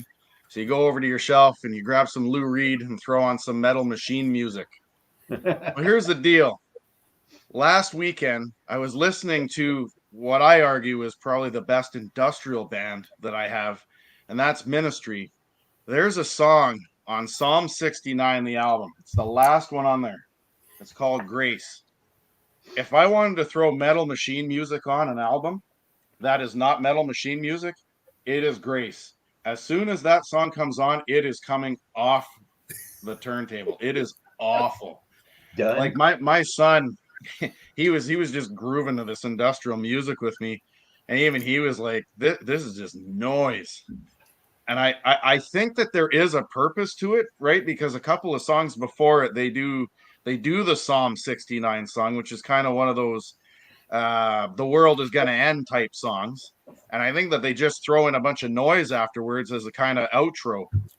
It's so irritating, but I mean, I get it. I mean, it is what Ministry is, but it is terrible. But if you want to torture yourself, throw that one on. There you go. Yeah. All right. I have a Ministry story because I went to the Lollapalooza 92 with Pearl Jam and Ministry, and Ministry, it was played in an Fiddler's Green Amphitheater, which I think Joe knows of. Yeah. Yeah. So it's the outdoor arena that's kind of not in the middle of town, but it's in the middle of southern part of Denver. And they had some pretty strict noise ordinances, and Ministry just kind of went. Don't care. That was one of the loudest shows I've ever been to in my life. They just gave no fucks at all. Just let it all just boom. People were going, whoa, but then they got into it. I love that album. That was one of the albums that sold me on Ministry. They're just amazing. I've seen them a lot too. That was a great venue. I really liked that. Obviously, the amphitheater aspect, and it was nice, and the crowd was good. And it was Poison and Dokken back in, I don't know, like 10, 12 years ago. It was fun. Poison was really good, and Dokken was really good. So, and like I say, the atmosphere was great, and everybody was kind of pretty casual and stuff. It was just, it was a great place to go. I would love to still get to Red Rocks, but that's still to come. I'm not sure. I got to get there for some reason. Not for some reason. That's not the right way of putting it. I have to find someone I want to go see there, I guess. Mm-hmm. So. I've been to Red Rocks many times. I mean, it's not literally down the road, but it's 45 minutes from my house, give or take. Yeah. It's on Stone Temple Pilots. I've seen Sting there. I've seen Bjork there. I've seen all kinds of people. That'd be cool. Beautiful venue. I'd like to go back and see U2 there. That would have been pretty amazing, right? For that album. Yeah. I'd be there for that. Yep. I'd be there for that. It's my turn now, right? Yep. All right. We're going to go this way. We're going to go with the woman that I think is the greatest female singer of all time, has the most incredible voice in the world. I think Linda Ronstadt. Mm-hmm. But there's one song I can't stand. And that is off this awesome album, which is probably my favorite of hers, actually, Simple Dreams, which has my favorite song of all time by anybody, which is Tumbling Dice. But off this album, I always, and even on her greatest hits, I always skip Blue Bayou. I get that it's a beautiful song. I get it. I understand. It bores the shit out of me. I just, Fair enough. I was, it starts, I can't. If I had it in my collection, it would have been up here right with you. Amazing album. And the stuff she did in the 70s and the early 80s, I didn't like when she went country, and I didn't like when she did that Latin stuff. None of that shit interests me, but the stuff she did with the Stone Ponies and then her early solo stuff, it's amazing. But Blue Bayou, and you know what? For that matter, I'm not a big fan of her version of Desperado either. Mm, And actually, when I come to think of it, I sometimes skip the Eagles version, but not all the time. But yeah, Blue Bayou, it's boring. That simple. It just bores me. So, a few comments here. I think we're about here somewhere. Oh, this is a popular comment. I mean, everyone. I shouldn't say everyone. There's a ton of instances in the Vinyl community when you see people talk about how I don't want to hear Rumors ever again. Rumors sucks. Rumors is the biggest overplayed. All of those are completely valid. To me, Rumors is amazing. I will never, ever get sick of hearing it. I could listen to it every day for the rest of my life, and I'm okay with that. I love everything about it, but I can absolutely understand why people get sick of it for the same reason I get sick of Hotel California. So totally get it. Totally get it. Rhiannon versus Don't Stop. Two of my favorite Fleetwood Mac songs. No expiration on those for me. Wooly Bully. I just can't anymore. I was singing that song to myself earlier today for some reason. Sam, the Sham, and the Pharaohs. The Sham and right? the Pharaohs, yeah. Yeah, I have no idea why, but I was singing that song to myself earlier today.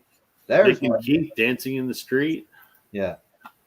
John says Sledgehammer is definitely an innuendo-filled song. You could have a Big Dipper going up and down all around the bends. I want to be your sledgehammer. Why don't you call my name? Nothing wrong with innuendo songs. Yeah, you know what an innuendo is? It's an Italian suppository. Wow, folks, he's here all night. Tip their waiters. Try the veal. Yeah. No, don't eat the veal. No, don't eat the veal. The Roy Orbison original you might not like too of Blue Bayou. I've not heard that. I knew that it was a cover, as a lot of her songs are. I don't have it. I like Roy. I like Linda. I just I hope Brian Adams isn't watching, but run to you. Sorry, no bueno, Brian. Okay, so I'm going to make myself big again. And I can do this because I'm steering the ship here. Since Chilled Pint has brought up Brian Adams, and that is Joe's favorite artist. I love Brian Adams. And he just announced today that he's doing another Royal Albert Hall box set, which I'll order because I'm an idiot. I have picked, and I'm a big Brian Adams fan. I actually legitimately like Brian Adams, but there's two Brian Adams songs that I fucking hate. Off of an album that is awesome. Off of Cuts Like a Knife, which is a bloody great album. I hate the song I'm Ready. I also hate the version off MTV Unplugged. Can't stand it.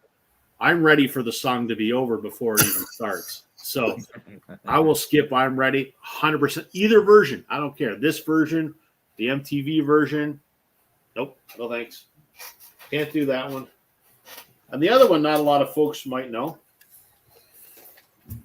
But off of, when did this come out? 2019 Shine a Light. Brian does a cover of Whiskey in the Jar. No, he doesn't. Oh, man. I have said that listening to Bob Dylan to me is like someone dragging their asshole across a cheese grater. Listening to Brian Adams do Whiskey in a Jar is about that entertaining. It's bad. I mean, Brian has a raspy voice, and that's fine. But when he sings this song, I've literally yelled at my record player, "Go give the man a goddamn throat lozenge!" Like it's so bad. Love the Metallica version. Love the Irish folk song, because where it comes from. But man, this version, horrible. Probably nobody knows it because no one's listened to any of his new stuff since Reckless anyway. But didn't Brian Adams write War Machine for Kiss? He did. Yeah, and he just released it as a single because he just launched his own record label. So he just put it out as a 45 last month. How does it sound? I can't imagine him singing that song at all. It's not very good. No. I figured. It fits them. It doesn't fit him. So, Correct. Yeah.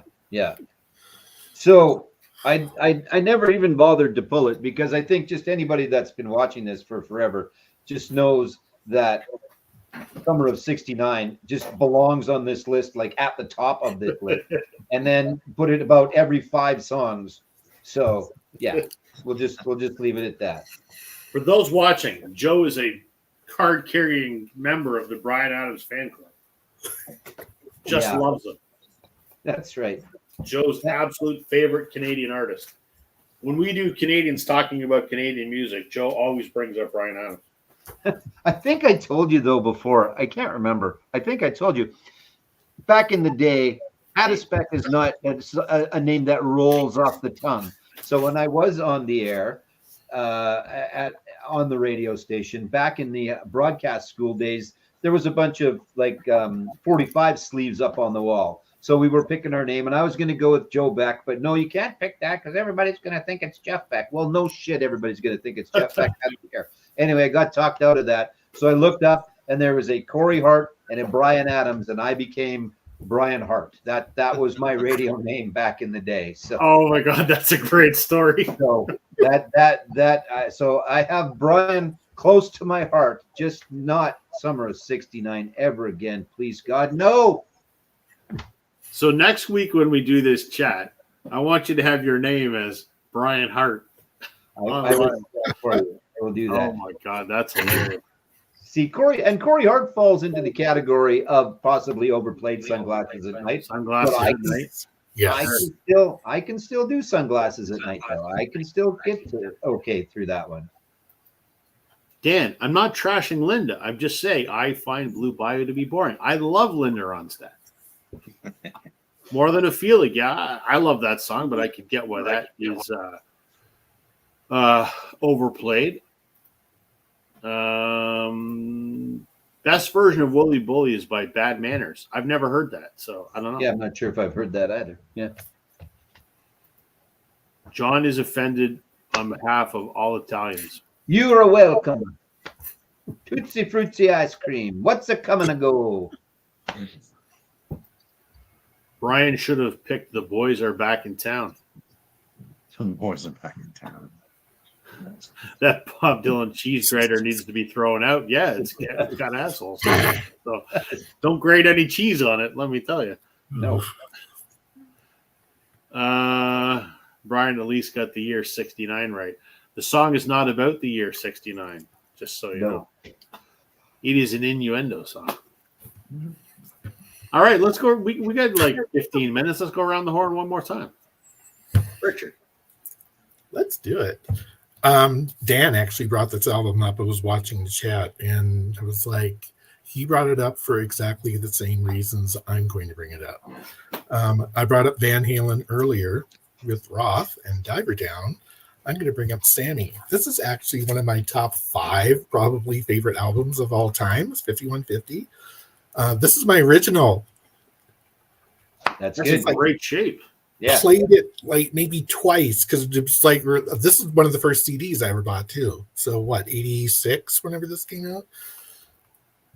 Inside is a filler song to name all filler songs. It's like, why would you even bother to do this, ruining an otherwise perfect album? I mean, come on, Summer Nights, Get Up, and Why Can't This Be Love? Like karaoke, Why Can't This Be Love? I love Why Can't This Be Love? Then you get to Inside, it's like, that's what's going down. No, we don't need that. So yeah, sorry, Sammy. I love you, but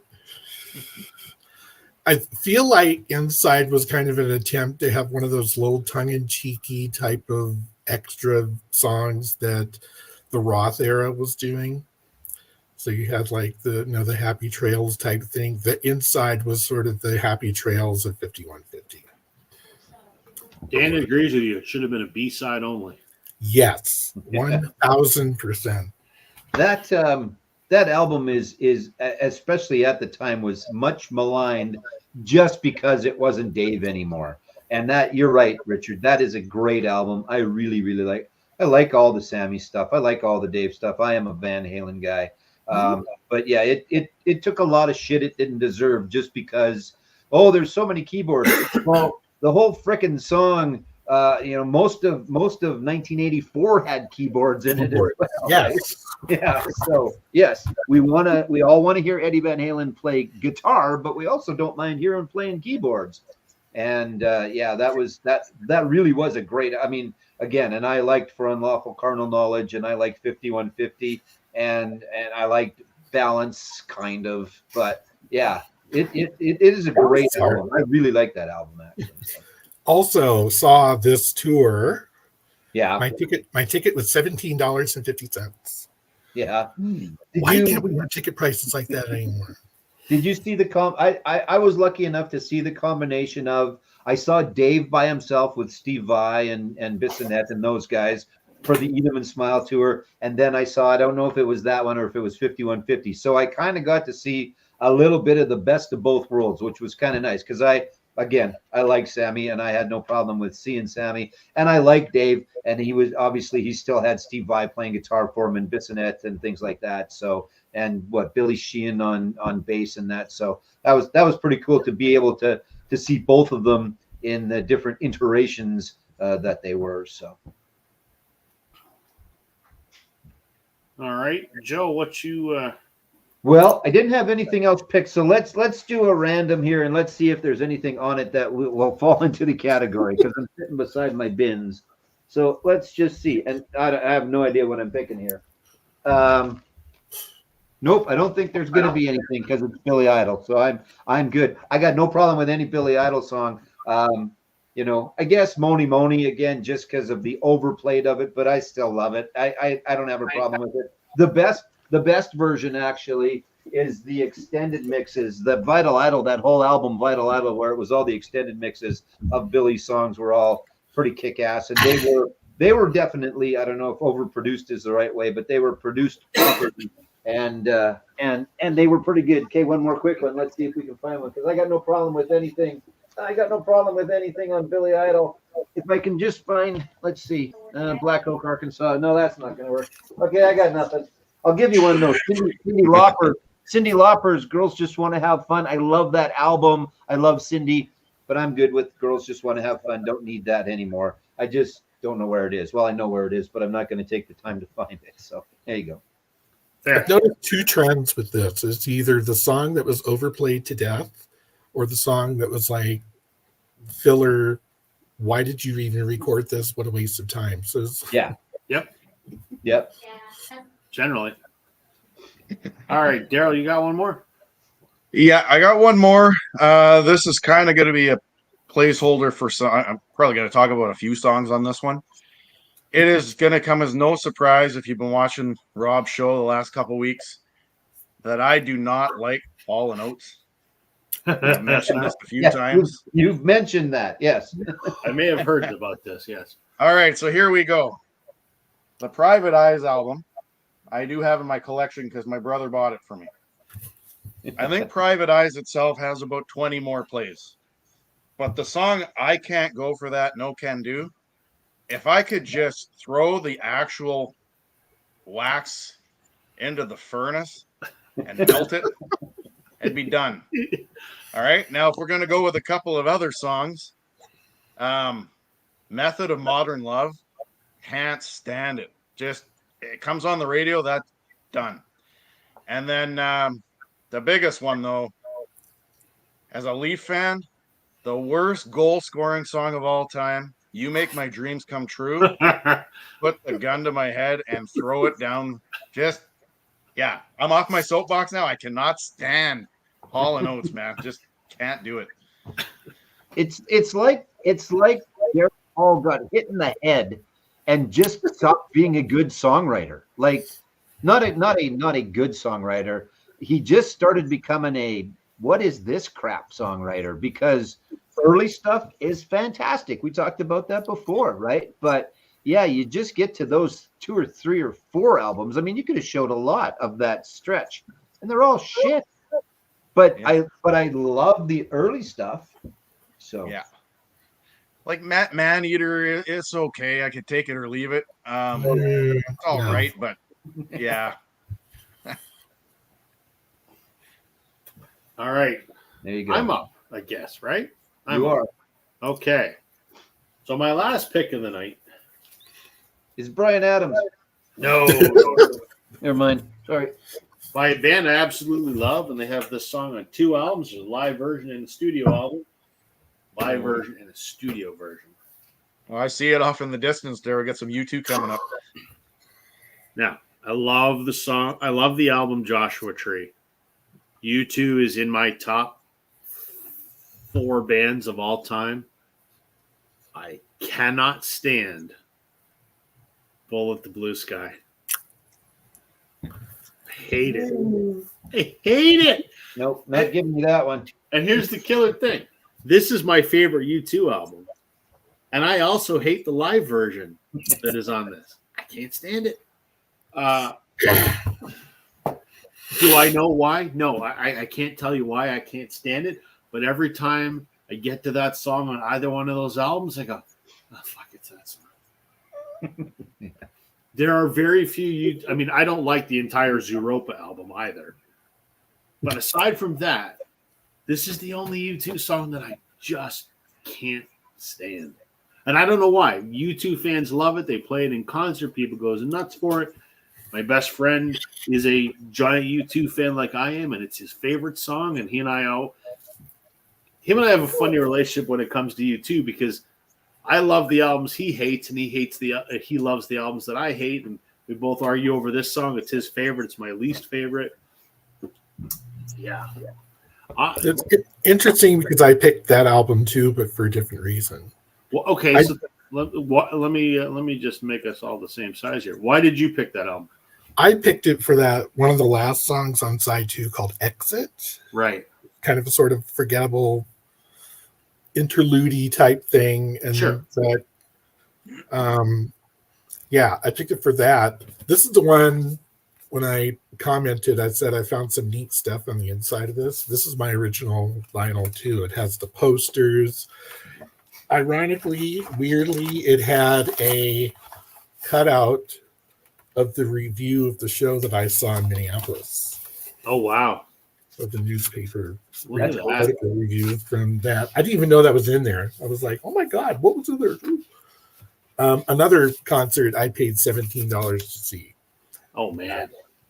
Yeah. So, Over the good old days. my choice was not a popular one. No, Rob, don't go there. Rob, you just did that. Yeah, I did that. In God's Country with Spirit. I love that song. Love it. I like that one. Yeah. I don't know what it is. Like I said, there's no reason. I just 100, 200. 100, 200, and I just go, fuck. Can you get the 10 already so we can get on with life? Just don't like them. I don't know. I'm You know- not giving you that one. No, I'm not giving you that one. There's I- some other stuff I'll give you. I'm not giving you that one. I go back to the words of wisdom my old man used to say. Opinions are like assholes. Everybody has one. Yep, that's right. Dan Some of us- saying Some people Yes. just grade them across cheese graters. right, and then they become famous songwriters. U2's first concert in Vancouver was 99 cents in 1981. Man, I can't imagine. 81? Oh, no. Yeah, that would have made sense, right? Yeah, That they would have been right around time of the first album. Okay. Like, There's some crazy old U2 stuff out there on YouTube. Like The Edge doesn't even look like The Edge. That's how old it is. And then, yeah, but it always was. They did a great, and I have it. They did a great U2. They do some amazing releases for the fan club, which I'm not a part of, but I managed to pick some of them up. They did one called Another Time, Another Place, and it's 2 10-inch records, and it's from like some very early gigs that they did in Dub. Do you have it? No. It's. I do. What do you think of it? I think it's amazing. I think it's underrated. I'm surprised when I go on Discogs and it's like you can get one for like $13 or something. Right? Why? It's brilliant. I So, love it. I love it. It's them before they became anything, really. So something kind of raw about it that I really, really like. So 99 cents. You got ripped off. There's a lot of people who hate you too. So I There are. big There fan. are. Big fan. All right, But they're wrong. They're wrong. They're wrong. Absolutely. They're wrong. We're close to the 2-hour mark. So as we always do, let's go around the horn and talk about promote your channel. Talk about, something you did, something you got coming up, things you want people to know. We got to start with Richard, the newest contributor to the vinyl community. Tell everyone about your new channel, everybody, and go ahead, Richard. What do you want to tell us? I'm on. I just started the channel a couple of days ago. I did like a little montage introduction to me, and then talked about 5 albums that kind of shaped my music collection over the years, and called it Take 5. So I think I'm going to kind of run with this Take 5 and do different themes, 5 jazz albums that are amazing to me, and then asking, kind of want to get a conversation going. People say, hey, what are 5 that you think are amazing, and introduce me to other albums too. So that's kind of where I'm going with it, at least for now. And I have some other little jotting down ideas over here about other threads I might do too. But thank you for having me tonight. I appreciate it. Well, we're thrilled, man, because you've been a regular viewer and a regular commenter in the Peanut Gallery, and so I happened to be on YouTube watching stuff a minute after you posted your introductory video. Wow. And it was titled like, "Who's this Richard S?" I'm like, holy shit, I finally get to see what Richard looks like, having talked to you for the last year or whatever it's been. So I watched that and I subscribed. I was subscriber number 1. And so when you did your Take 5, which I'm going to do a response of this weekend, I reached out to Richard. Be happy if you join us, because, you're not the first that has migrated from the comments section to making videos. That's how Jason Arsenault got started. He was in my comments section, and I persuaded him to join the live stream. And same with Alex at Beer and Vinyl. And Alex has got an awesome channel. Jason's kind of semi-retired from YouTube because he's a busy man, but others have done it, and we're thrilled to have you, man. It's always good to have a new perspective and a fresh face. And welcome to the vinyl community. I hope it's I think we've all found it pretty rewarding. So I hope it's what you want it to be. So welcome, sir. And you mentioned you're from North Dakota. You're like an honorary Canadian anyway. Exactly. Yeah, I'm from Grand Forks, so it's just south of like 140 miles from Winnipeg. I was in Grand Forks last year, actually. So there you go.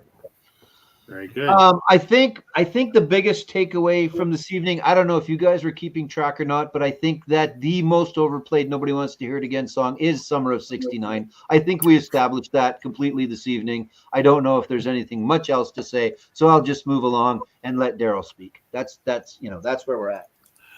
Fair enough. What you got happening there, Daryl?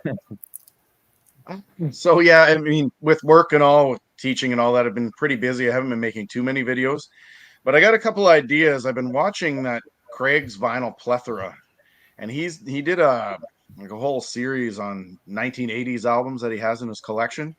So I'm kind of inspired. I think what I'm going to do is my favorite album I have in my collection per year of the 1980s. I'm going to try to do something like that. And I think it was last week I put up a poll on my channel, and I'm going to try to use that poll. So if you haven't done the poll, it's about which of the 5 bands that I listed do you think is the most underrated from the 80s. I'd like to do a video on underrated artists from the 80s. So if you haven't checked that out, click which one you think is underrated. And I'm going to try to do a video for Saturday, I think is my goal. And then, of course, I've been doing my Sunday summary series, so I've been listening to some Melissa Etheridge this week, which I don't usually put on too often. So you'll be seeing an appearance from her on my next video, well, my Sunday video anyway. If you get a chance to see her, I know you probably won't there, but for anybody that's watching, if you get a chance to see her, go. Run, don't walk. She is fantastic. Well, good.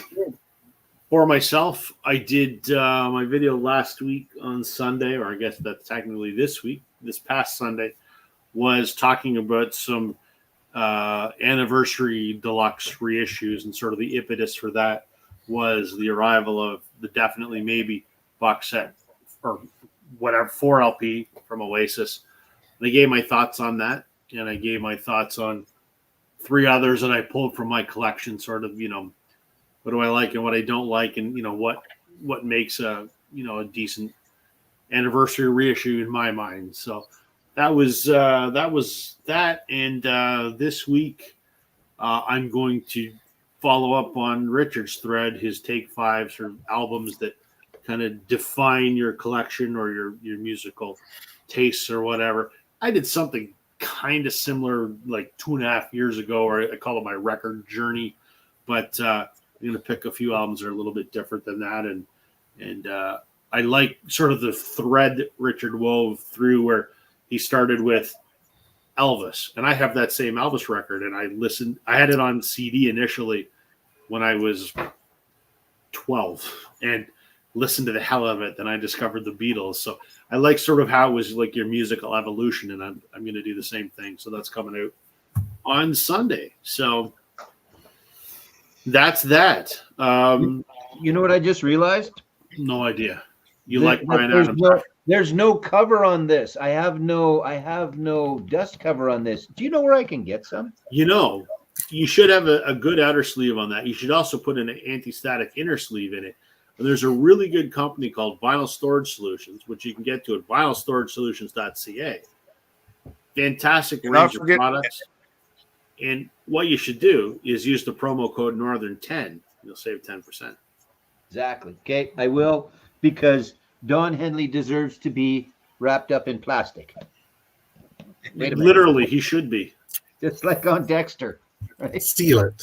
Right, exactly. Who Exactly. the hell? Who the hell? Like, again, I love Don Henley and I love the Eagles. I love Don Henley's music. Who the hell doesn't want people to stand up and enjoy themselves at their concerts? Like, come on, man, get your head out of your ass. Right, exactly. Done. Exactly. All right. So for everybody watching, please head over to Richard's channel, simply Richard S. You'll find it on YouTube. Subscribe, like his videos, encourage him to stick around. Daryl, Joe, a pleasure as always.